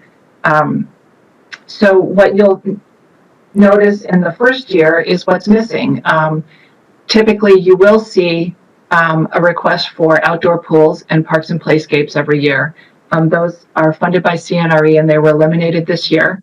Those types of funds typically fund playground equipment replacement, sidewalks, fencing, signage, other things like that that are of a significant maintenance but don't fall in our operating. So we will tighten our belt on those projects this coming year. What you will see is a focus on Kennedy Park. Kennedy Park is located in a low and moderate income area as defined by HUD, and we are in the process of planning to launch a park planning process. And what you'll notice in year one is the Kennedy Park bathhouse. So we intend to use community development block grant funds for that. And also you'll see Kennedy basketball. So we will replace the Kennedy basketball courts using post-tension concrete. So both of those projects are eligible and are slated to be used to be funded by CDBG. The other two projects that you see there, Westmore Park and Rockledge, are both funded. Rockledge has a special revenue fund that they take a portion of every round of golf. And in the future, $2 from every cart rental will go into a subsidiary fund, and then Rockledge draws on that every other year. So this is a year where you see that request for $50,000, and that goes for course improvements. Westmore Park improvements are only done as needed, and the funds that you see here, $50,000, are set aside to renovate the kitchen in the Hunter House. And then the final project is at the top there, the parks and playfield improvements. And this is bonded funds. After we submitted this plan, the town announced its intention to purchase St. Bridget's School, which is contiguous, as you know, to Beachland Park. And one of the items that's earmarked in that area, in that item, is the park and playfield is the renovation of the Beachland Park basketball court using post-tension concrete. And given that we're purchasing the property next door, we think it makes sense to hold off on that project and insert a different project in its place that we planned to do later. Keeping in mind that we have a very intentional investment plan for post-tension concrete. And we have, every other year, we introduce another project that will benefit from this investment. We have already done, as you know, the basketball courts and tennis courts at Walcott Park. And we've also renovated the Whiting Lane Park tennis courts, which are next to Whiting Lane School. So it's our request this year, it is a little bit unusual. We're not changing the budget, but we're just changing the description. We're proposing to change the description. We had planned to renovate the Buena Vista tennis courts using this post-tension concrete 2 years in the future. However, we see several advantages to swapping the timing of these two projects. And this is something that we discussed with Town Manager Matt Hart, as well as with the Finance Director, Peter Privatera, recently. By swapping these two projects, it would allow us to meet the growing demands of the pickleball players in West Hartford who have a burgeoning presence. Apparently, 6 courts, dedicated courts at Walcott Park is not enough for them, and they would really prefer that the Buena Vista courts, which are, there are 4 tennis courts there, that we keep 2 tennis courts and renovate the 2 tennis courts into 6 pickleball courts. They are right now lined for pickleball use, but these courts are really suffering, and they would require some investment over the next, if we were to not do them in the next 4 years, some significant crack sealing and that kind of work. So we feel that it would be a logical time to flip-flop those two. And it gives us a chance to plan a thoughtful renovation of the Beachland St. Bridget's properties together as a whole, rather than in a piecemeal way. And as I said, the dollar amount, the request doesn't change. And this item also includes funds for volleyball courts. We are in the process of going through the zoning approval process to install sand volleyball courts in Eisenhower Park. And we had hoped to be able to do a project like that in-house, but after we did several years ago when we talked about starting this, but then we realized we really didn't have the capacity to do that, and the costs are fairly significant. So it costs about $100,000 to put in sandlot volleyball courts. So we requested additional funds to make sure that we had enough to complete that project. When we go to year 2, this is where you will see the CNRE projects that typically you'll see every year, the outdoor pools and the park and playscape management. And again, the outdoor pools, this covers all the pools, the painting, any major renovation, for example, when we need to jackhammer the decks to repair the irrigation, the filter system, or if we have to replace a heater, a boiler, that kind of thing. And here you will also notice 2 projects that are both at Kennedy Park. The Kennedy Park paving is really set aside for, we know Kennedy Park needs more parking. We've also heard from the community and from the police department that they would really love to have a driveway that goes all the way into the park, that penetrates the park all the way to the soccer fields. And so that's what's included here. And also the irrigation system. It's failing, and we intend to replace the irrigation system in the soccer fields and the baseball fields. So that is all I have. Thank you.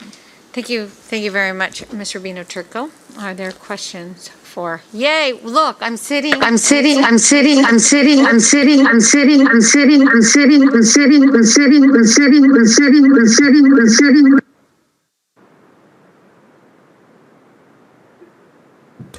Hello? Okay. I don't know. Okay, any questions? Okay, Mr. Gold. Can everybody hear me? Yes. Can you hear me from here? No.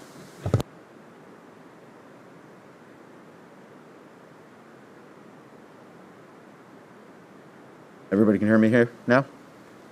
Okay. Through you, Madam Mayor, thank you, Matt. To Helen, I did have a question. you had talked about Rockledge specifically. In year 2, it looks like there's some monies being requested for maintenance and greens and upkeep like that. You mentioned carts, you mentioned greens fees revenue. The other thing that I don't think was included is the range fees, which I believe in the past you'd mentioned could be a windfall of about almost $200,000. You also mentioned that the course runs as more of a business operation.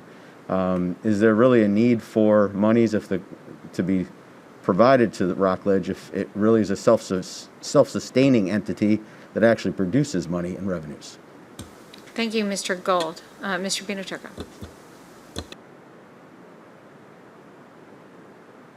With the mayor's permission, I will answer Councilor Gold's question.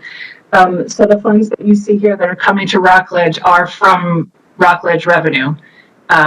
For every round of golf and every cart rental, we do siphon off directly into a subsidiary account that is a special account that is when it's needed, Rockledge will draw on it. So it never leaves Rockledge's sphere, if you will.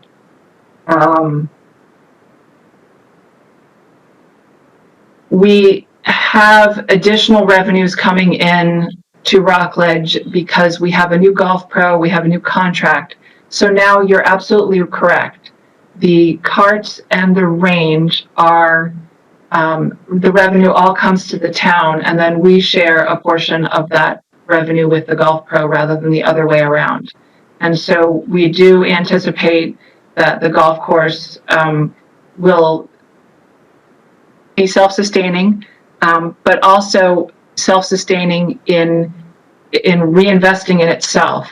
So golfers can feel very comfortable that every time they play a round of golf, they're also helping sustain the golf course for the future. And this, by the same token, every cart rental, they can also know that they're reinvesting in their public facility.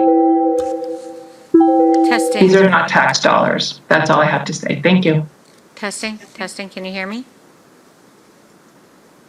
No.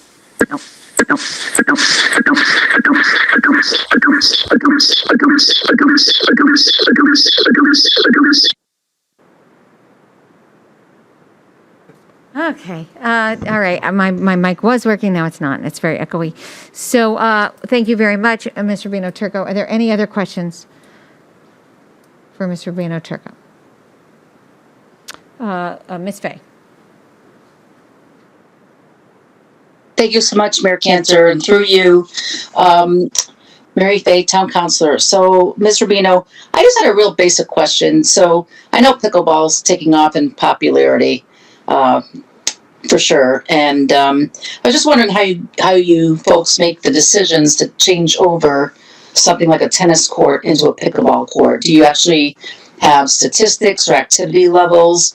Not to suggest that the squeaky wheel gets the grease. I know pickleball players are pretty passionate, but are we just making the change because they've complained, or are the tennis courts not being used very much? Thank you. Thank you. Thank you, Ms. Fay. Mr. Pinoturco. Thank you, Mayor Cantor, and thank you, Ms. Fay, for this question. When we were planning to do post-tension concrete at Walcott Park, we did some extensive research, not just in the region, but all over the country. And pickleball is very popular and is growing in New England. And one of the towns we spoke to said that it was Newtown. They had put in post-tension concrete, and I asked them, did they think about pickleball? And they said that they had received requests about pickleball, and if they had to do it over again, they regretted that they did not include pickleball. And so I actually recently organized and hosted a meeting of the Connecticut Parks Association, and the subject was pickleball. So we had an expert on pickleball explain the game to the members of the Connecticut Parks Association. And then we also discussed how to the best way to build the courts.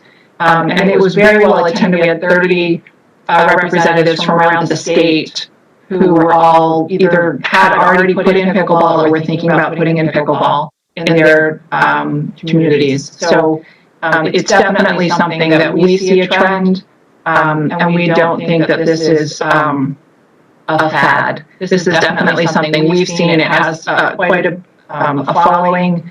And what's interesting is when we had our community, we had a Parks and Rec Advisory Board meeting to talk about post-tension concrete and talk about pickleball. We had some students from Conway High School who were attending our meeting as part of their government class or something. And I asked who knew about pickleball. Did anybody know what pickleball was? This was maybe 5 years ago. And only the students raised their hands because they use pickleball, they play pickleball in high school. And so I just thought that was interesting. It is kind of a new sport, but it is popular and it's a great exercise. So we do feel that this is a good investment for our town. Thank you, Ms. Rubino Turco. Ms. Fay, anything further? No, thank you very much. Thank you. Well, we'll look forward to it as an Olympic sport. Okay. Any other questions or comments? Okay. So now, Mr. Hart.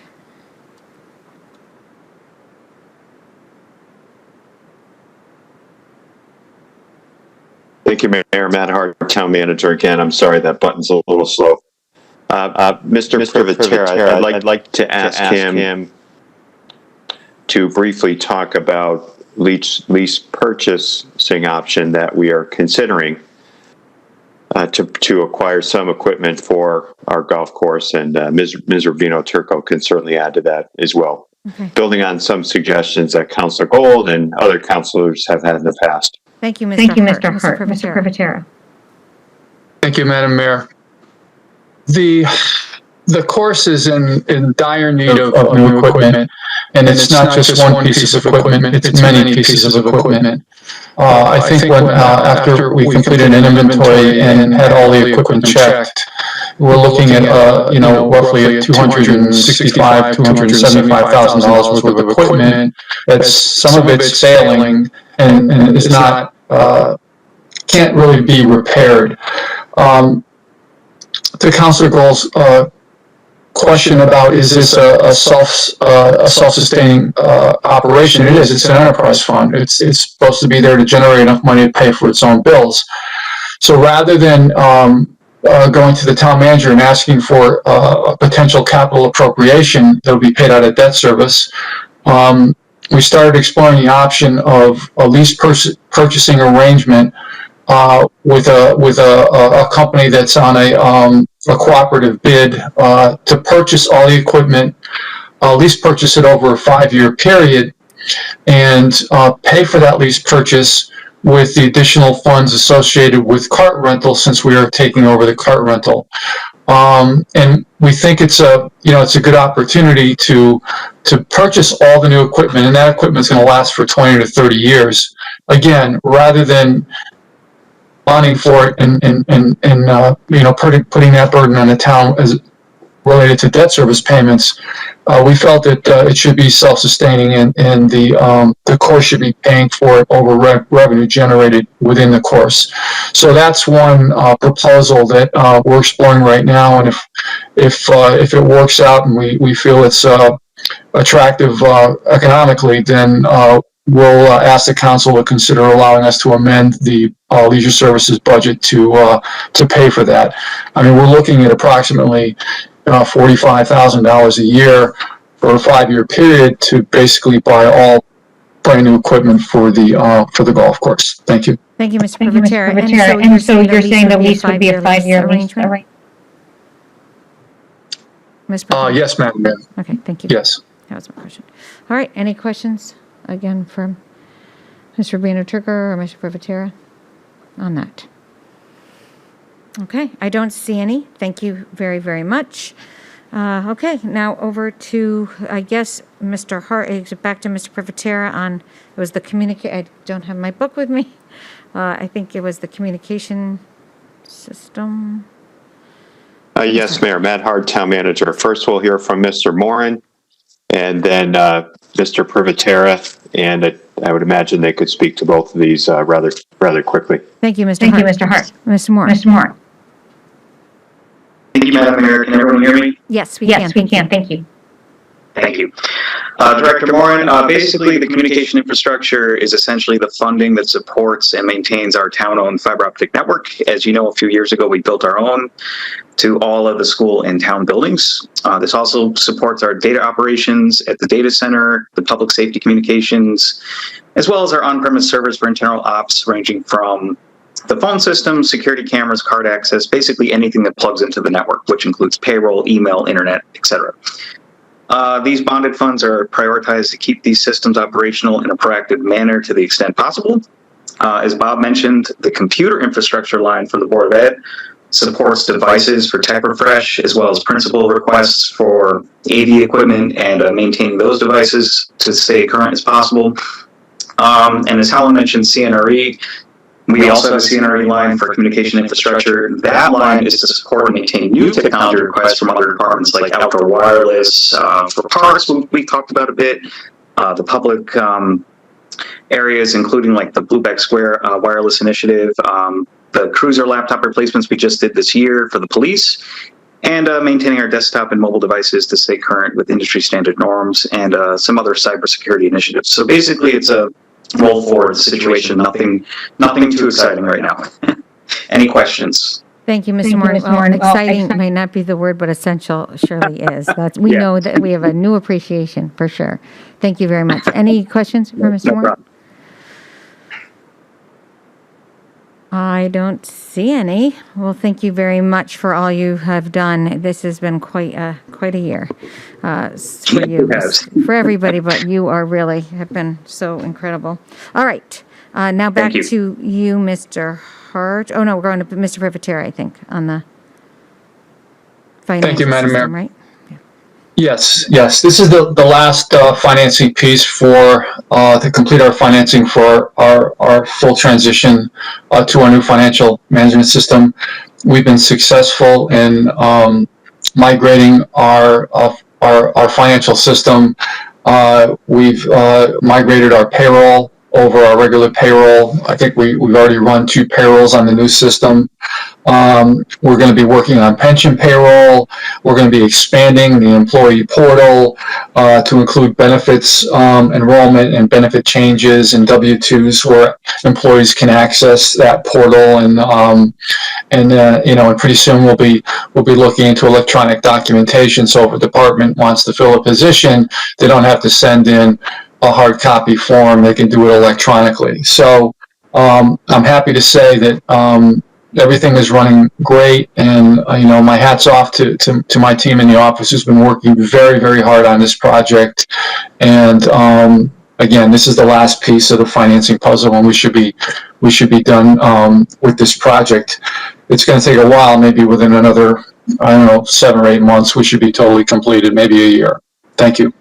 Thank you, Mr. Privatera. That's great news. And thank you, Ms. Lewis, Ms. Newton. I know that this has been a heavy lift, and I appreciate all of your work on it. And when it's seamless from the outside, you know that a lot of work has happened on the inside. So thank you. Thank you so much.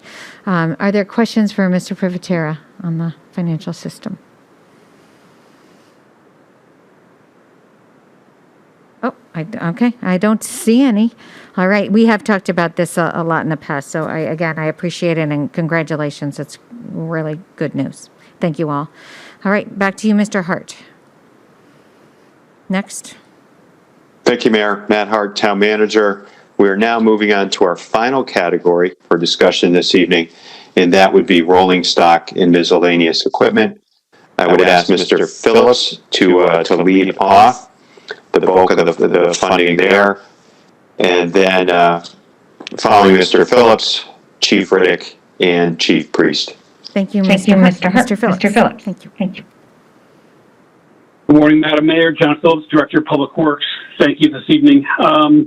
Real quickly, this is a reoccurring fund that Public Works requests every year from bonded funds, and it's to address our need to replace our equipment that we use on a day-to-day basis.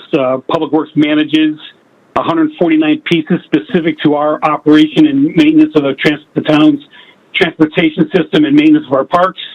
And so we use these funds to try to manage best as possible the timely replacement of equipment that's used year over year, day over day of our operations. We also are requesting, in similar fashion, CNRE funding to address very aged Tauruses that mostly are used in our town pool car system, where offices from our building departments or engineering departments, assessment departments use a pool car that's assigned to them when they have to do field work. The cars are aging. They're 19 going on 20 years old, 2002 Tauruses. We're looking to address our greatest needs there and buy more appropriate vehicles for them to do their work. And again, this fund, the bonding request is year over year to address our greatest needs. And as Bob Palmer already brought up, the fueling station, again, that's a mission critical piece that we have. Right now we fill up locally. Picture if we would in a snowstorm, 24 some odd plow trucks pulling into Cumberland Farms. It can be cumbersome, can be difficult. It's also a lessons learned activity back in 2011 during the Great Storm, where we lost power. We had a tremendous difficulty procuring fuel for our vehicles. So it's been a project that's been on our radar for a number of years, and we're excited that we're finally getting it in line of sight with what we need. And I'll be happy to answer any questions. Testing, can you hear me? Nope.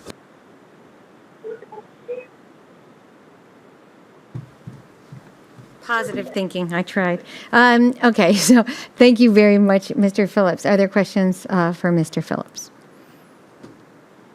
I'm looking through plexiglass and see no questions. I don't. Okay, and nobody from. Right, thank you very much, Mr. Phillips. Now to Chief Riddick. I don't have my. Mr. Hart? Who's next? If I unmute, but if I'm in a room, I think we hear you, Jen. Jen Evans, yeah, right? Up mic. Jen, yes. Thank you. Mr. Hart, who's next? Mayor, that is correct. Chief Riddick. Chief Riddick, okay. Chief Riddick followed by Chief Priest. Thank you very much. Chief Riddick, you're up. My apologies. Thank you, Jen. Hi, Chief Riddick, Police Chief. We went over the animal control as well as we like to call our use of force center, the range already. So now as we're left with the body cameras, I think most of us here are well aware of the Police Accountability Act and the requirement for body cams. We are still in the testing and evaluation phase. We've already completed testing with Axon. We're currently doing testing with Motorola, which has bought out WatchGuard, and then our final vendor will be Panasonic. We plan on being done with all of the T&E by the end of June. We use for an estimate for the capital about $1.2 million, which was the highest bid that we had gotten to go forward with that. We are exploring, as the town manager had mentioned, and I believe Peter, the various options, funding options for deferment of the cost. If West Hartford were to be eligible and to be able to receive the grant funding, we would fall into a non-distressed community, which would be eligible for 30% of the cost. We've been tracking this for almost 6 or 7 months, and essentially, we get the best product we can for our officers. We're in favor of it for obvious reasons, and I'm prepared to answer any questions. There's really not much more to add to this, with the exception to be, despite the fact that it was put forth in the Police Accountability Act, the town manager over a year and a half ago, 2 years ago actually, had broached this topic, but the funding and the issues associated with the cost and the storage were some of the impediments back then. And that being said, through you, Madam Mayor, I'm prepared to answer any questions that anyone may have. Thank you, Chief Riddick. Question is, this $400 is for acquisition of the body cameras, not the storage component, correct? Or is this everything? This actually covers, and this is only one component. We have not got a bid or a cost and estimate this cheap. Obviously, it's multi-year, but yes, that incorporates everything. Thank you. And the 30% only for the grant opportunity for our community would only be for the acquisition of the cameras themselves, correct? Yes, we have to purchase up front and then get reimbursed afterwards. Also, one important point to note is the requirement is not just for body cams, it's also dash cams. Because West Hartford was very proactive and had purchased dash cams after 2010, we are not eligible currently to receive any reimbursement for the cost of the dash cams. So we are hoping, and in our conversations, Captain Mike Peruccio has been talking with the point of contact with the state. That might be loosened up in the future, but that's where we stand for right now. Thank you, Chief. Questions? Mr. David. Mr. David.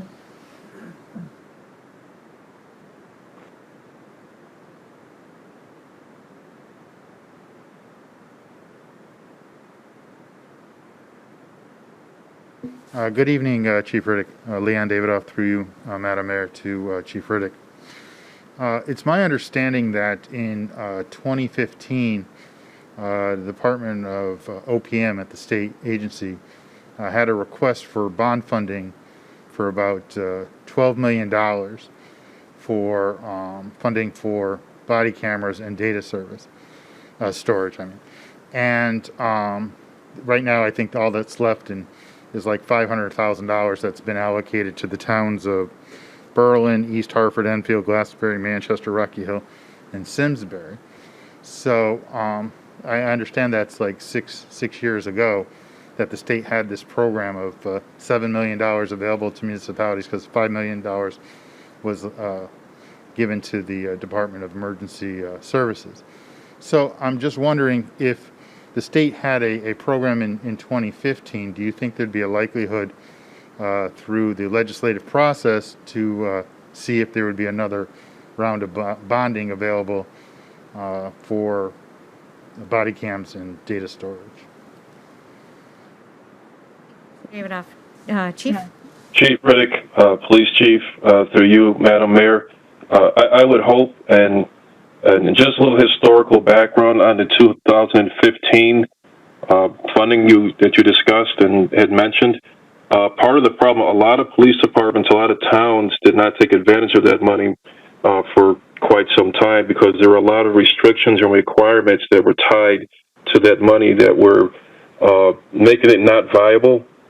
For example, up to the chief and other administrative folks had to wear the body cams, and there's many other restrictions with the data and reporting requirements that made it very cumbersome. A lot has been fleshed out with this current grant that's going forward, and obviously it's mandated. So that's one explanation for that. And it can't be a unfunded mandate, and it's starting off with a partial funding, but going forward, it's going to be one of two things: either the state's going to pay for it, or we're going to pay for it. So I think with the political pressure and questions and understanding how important this is, that the state would pony up, hopefully. Thank you. Thank you, Chief. Anything further on this?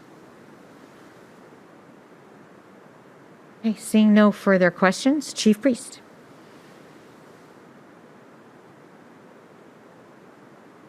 Good evening, everyone. Greg Priest, Fire Chief speaking. It's been a long night. I'll cover the fire department items at a very high level, but I'm prepared to answer your questions that you may have. Our approach to the CIP this year was to narrowly focus on items that were directly related to the safety of our fire department personnel and mission-critical equipment.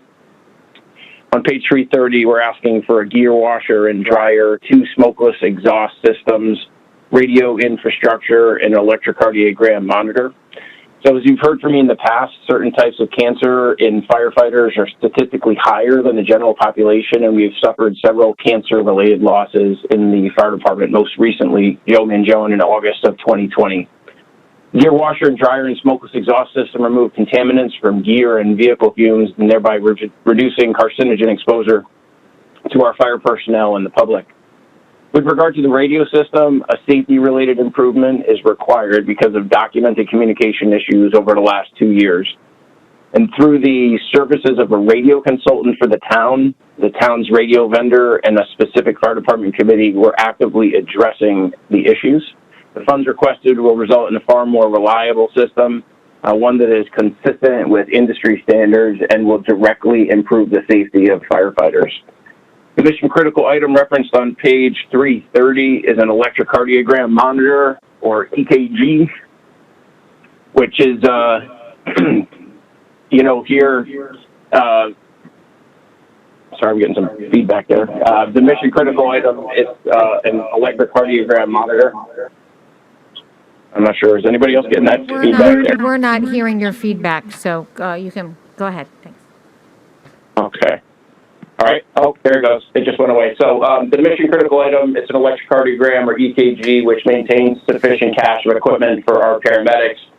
And this request is part of an annual replacement program to ensure that our EKGs remain within an acceptable lifestyle. So less than 1 month ago, firefighter paramedics Myrick and Fillion used an EKG on a 62-year-old patient who was suffering a cardiac arrest, and they subsequently defibrillated that patient 15 times. That's quite excessive for the norm. And on April 8th, firefighter paramedics Fillion and Dibbles used the same type of EKG to quickly identify that a 51-year-old patient was having a serious heart attack. And I'm pleased to report that both patients subsequently walked out of the hospital. Certainly amazing stories. You know, I know the council and the mayor are interested in these events outside the context of the budget, but the reality is these things happen frequently, so it's hard to keep up. So on page 331, this request addresses a regulatory and safety issue. The narrative in the budget document covers this well. The summary that is part this is part of a proactive internal review. In November of 2020, we joined the OSHA's Voluntary Protection Program, or VPP, to ensure we're compliant with OSHA regulations. And the finding was that there were numerous secondary sets of structural firefighting gear issued to department members that was expired or will be expiring within the time frame of this capital budget. Prior to making this request, we verified our inventory, we considered possible options, we performed benchmarking with other career fire departments, and then we confirmed with OSHA the required parameters. You know, notably, some older fire gear was manufactured with a fire retardant chemical called PFAS, which has recently been identified as a carcinogen.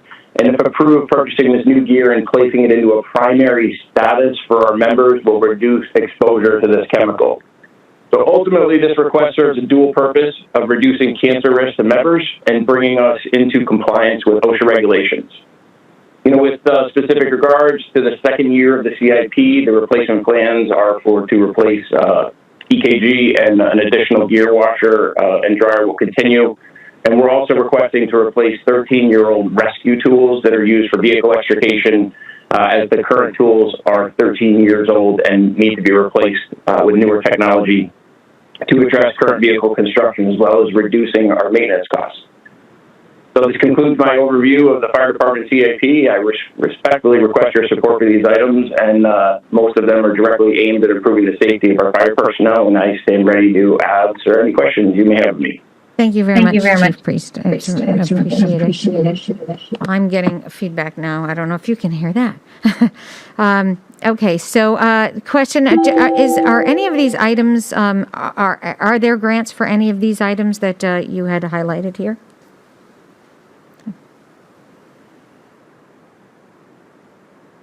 Can you not hear me? Looking for grants. No, ma'am, I can hear you. Greg Priest, Fire Chief. Yes, ma'am, we constantly are watching for grants and trying to apply for them whenever possible. The ones that we have submitted for, we are closely watching some of the American Rescue Act funding for that in consultation with the town manager and finance director, but there are no other grants that we were able to submit for the items that I've requested. Okay, thank you, Chief Priest. Any questions for the Chief?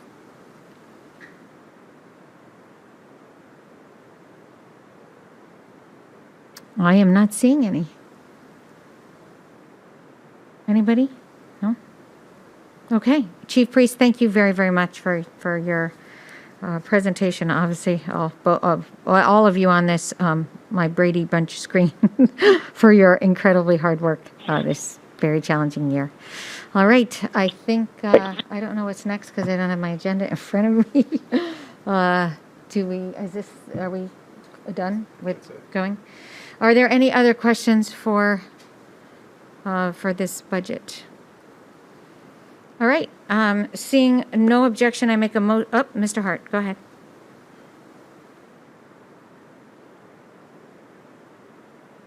Thank you, Mayor. Matt Hart, Town Manager. I also would like to thank the members of the team for their good presentations this evening, as well as all the thought and effort they put into preparing the capital improvement program for the council's consideration. I'd like to thank the council for their time this evening. I know we went through a lot of material. And then also, a few of us a couple of weeks ago, along with Superintendent Moore, presented the proposed capital improvement program to the Town Plan and Zoning Commission, as we're required to do pursuant to state statute. We talked about the importance of the plan in terms of helping to maintain West Hartford's quality of life, the vast inventory of infrastructure that we own, how important this funding is for that purpose. And I'm very pleased to report that the TPZ did vote to support the plan by a unanimous vote, finding it consistent with the plan of conservation and development. Thank you. Thank you, Mr. Hart. Thank you, Mr. Hart. Okay. Okay. If there's nothing further, I move that we adjourn. And if there's no objection, we will adjourn and we will start the council meeting, which should be relatively brief. So I propose we don't take a break and move right in unless you really need a break. Anybody? All right, we're going to start the council meeting. I'm going to, well, I guess we just open the, let me get my notes. Yeah.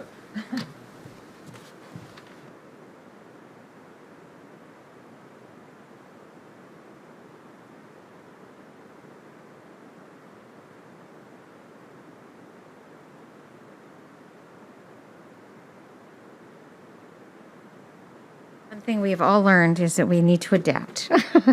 So I am calling so whoever wants to stay on, fine, counselors, stay on, but we need you.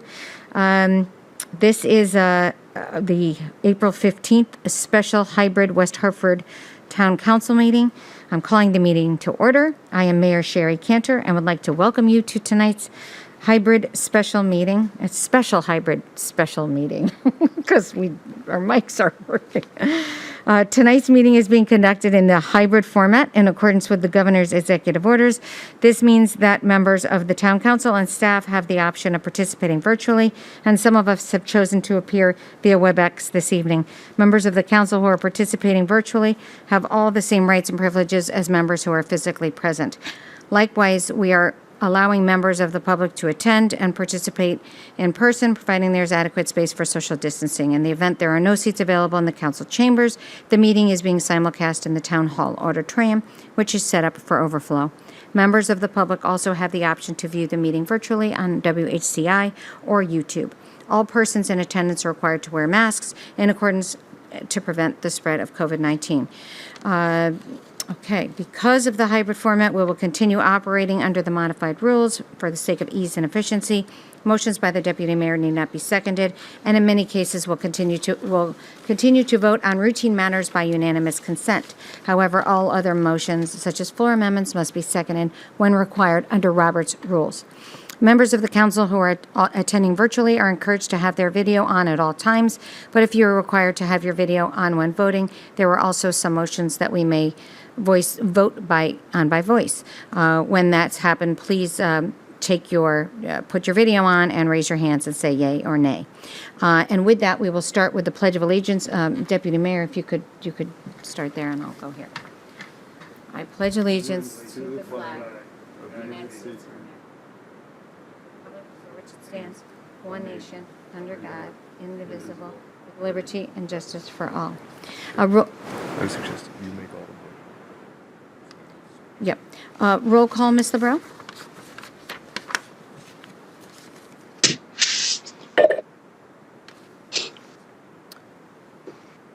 Oh, she can't do it, so we'll go Miss Blanks.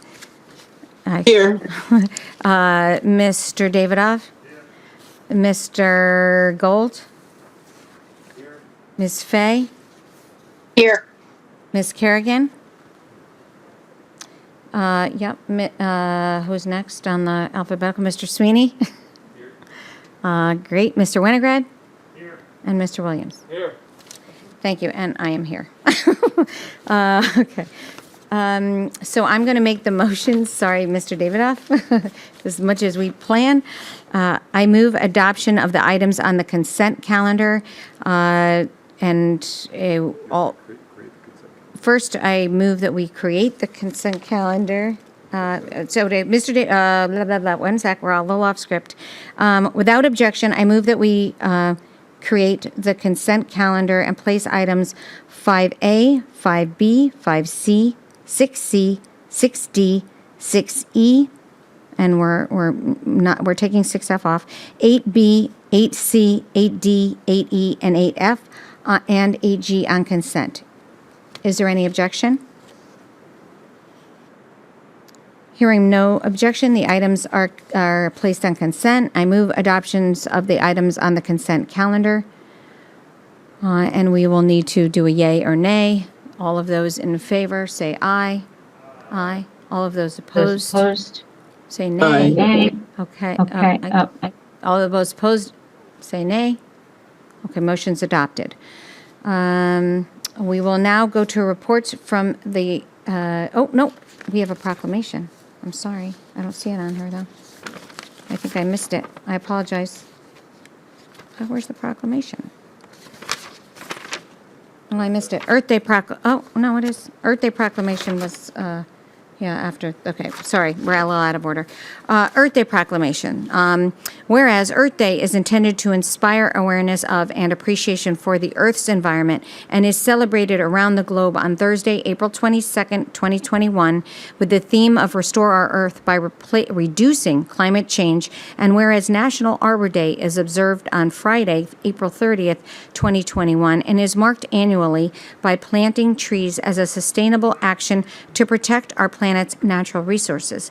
And whereas parks are essential to the physical, social, environmental, and economic health of a community, and whereas West Hartford was one of the first Connecticut municipalities to achieve certification as a Sustainable Connecticut Community, CT Community, by meeting high standards in a broad range of sustainability accomplishments to qualify for bronze level certification in 2018, and whereas local nonprofit organizations such as Friends of Fern Park, West Hartford Public Schools, West Hartford Senior Centers, West Hartford Leisure Services, and West Hartford Public Works are teaming up to celebrate Earth Day through tree plantings, composting workshops, park programs, and other sustainability activities. And whereas a group of West Hartford Public School students and families, under the guidance of West Hartford Public School science teachers Ted Gorner and Carolyn Gorner, will help plant 1,000 tree seedlings in West Hartford in honor of Earth Day.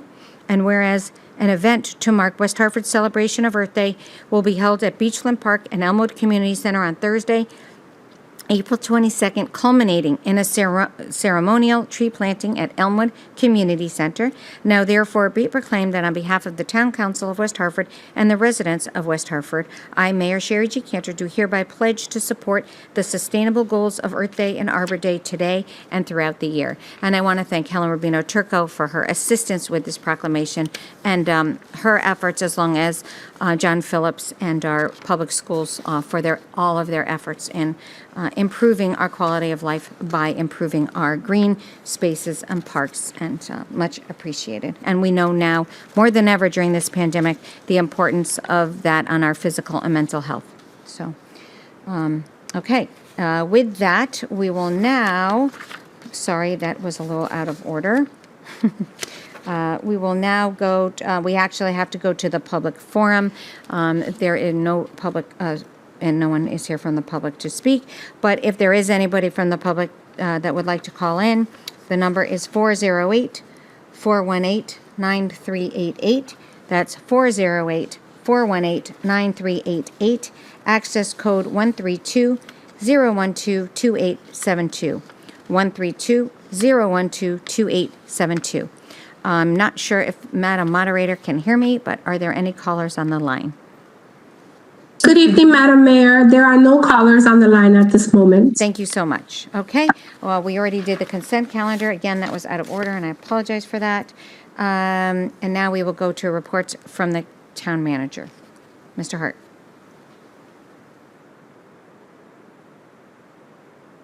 Thank you, Mayor. Matt Hart, Town Manager.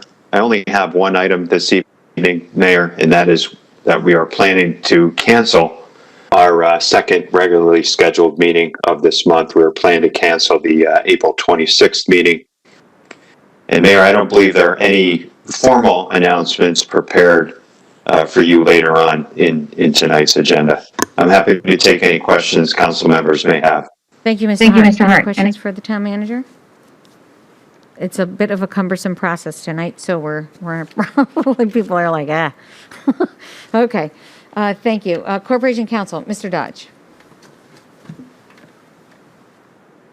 Thank you, Madam Mayor, and welcome back, everybody. We're very happy that we're able to have a semi-successful first in-person meeting. Tonight, I have no formal report. However, we will require an executive session after the meeting in order to discuss the purchase or sale or lease of real estate. And I would ask, I know that there was a WebEx invite for the counselors and the manager who were on WebEx. We're not going to switch WebEx meetings in order to go into the executive session. We'll simply stay on this one, and we will ask WHCI to cut the feed. Thank you. Thank you, Mr. Dodge. You see how he had to lean over to do those announcements? That was funny. Okay. Thank you. Any questions for Corporation Counsel? Okay. Seeing none. A communication from Chris Nelson. We usually take these on consent, but this one was a little bit extraordinary. Communication from Chris Nelson resigning from the West Hartford Clean Energy Commission effective April 9th, 2021. Mr. Nelson is one of the founding fathers of the Energy Commission. He decided to step down after first serving on this commission for 16 years. He has served since they began as a task force and was behind the creation of the first energy plan, hiring our energy specialist, who has been here for 10 years and has done remarkable work to make us not only more energy efficient, but also economically more sound in energy purchasing and use, and guiding the commission through the many years of change. In his work with DEEP, he continues to work on pressing environmental issues on behalf of all of Connecticut residents. I want to I want you to join me in thanking Chris for his work through 16 years of service, and he will be missed. Thank you. You can. Thank you so much. Okay. All right, resolution adopting, I think I'm right.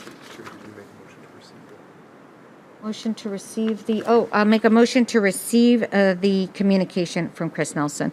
Seeing no objection, the motion is passed. Okay.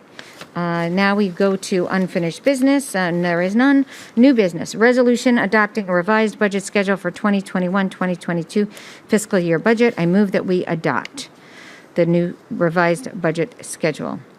Mr. Hart, would you please explain?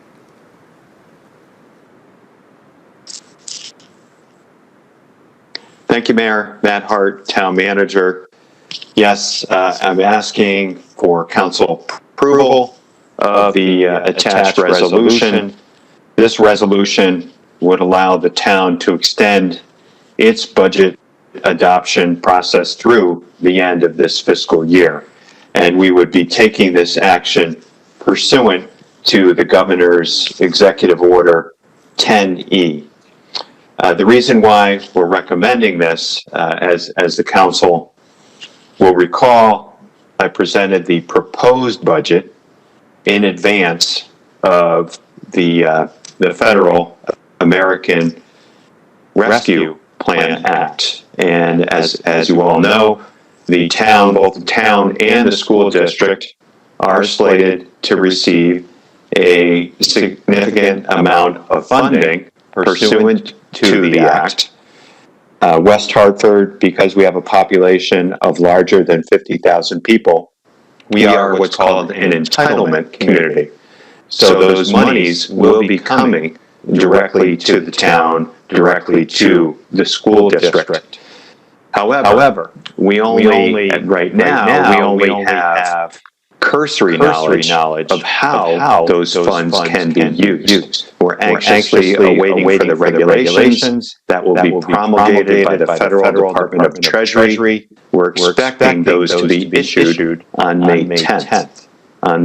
So we would like to have a little bit of time to be able to review and digest the rules in order that you can make adjustments to the adopted budget to potentially incorporate some of that funding into next year's budget, either for revenue or expenditures, or for that matter, for the capital improvement program.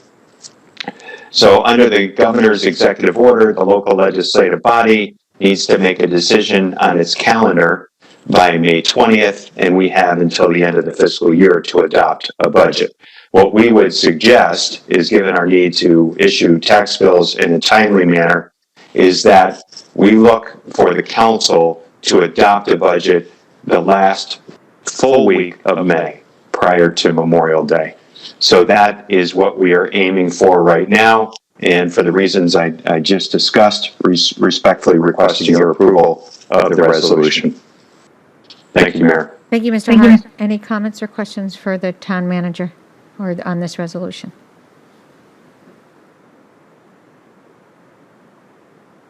Okay, looking around. I think the Treasury said by May 10th, so it's possible they'll do it before, but there wasn't a lot of, we don't know. So we're hoping that that's it is their deadline date, so it should be by that date. All right. With that, the question is on adoption. Those who are virtual, you can raise your hands. And I guess we all have to raise our hands because your mics aren't working. So all those in favor say yay. Yay. Okay. All those opposed, say nay. I think we have unanimous yeas, so we're good. Okay. I think there are no announcements. We do have an executive session. Without objection, I move that we adjourn the public portion of the meeting and enter into executive session for the purpose of discussing the selection of a site or the lease, sale, or purchase of real estate, and that we adjourn immediately thereafter. Is there any objection? Hearing no objection, the public portion of the meeting is adjourned, and I would ask all members of the public and the press to please exit the council chambers and for WACI to end the public broadcast, and the town manager and corporation council are invited to join the executive session. Have a good night, everybody. Stay safe and well. Tell them to stay on. Okay, and our counselors stay on, Mary and Carol. Thank you.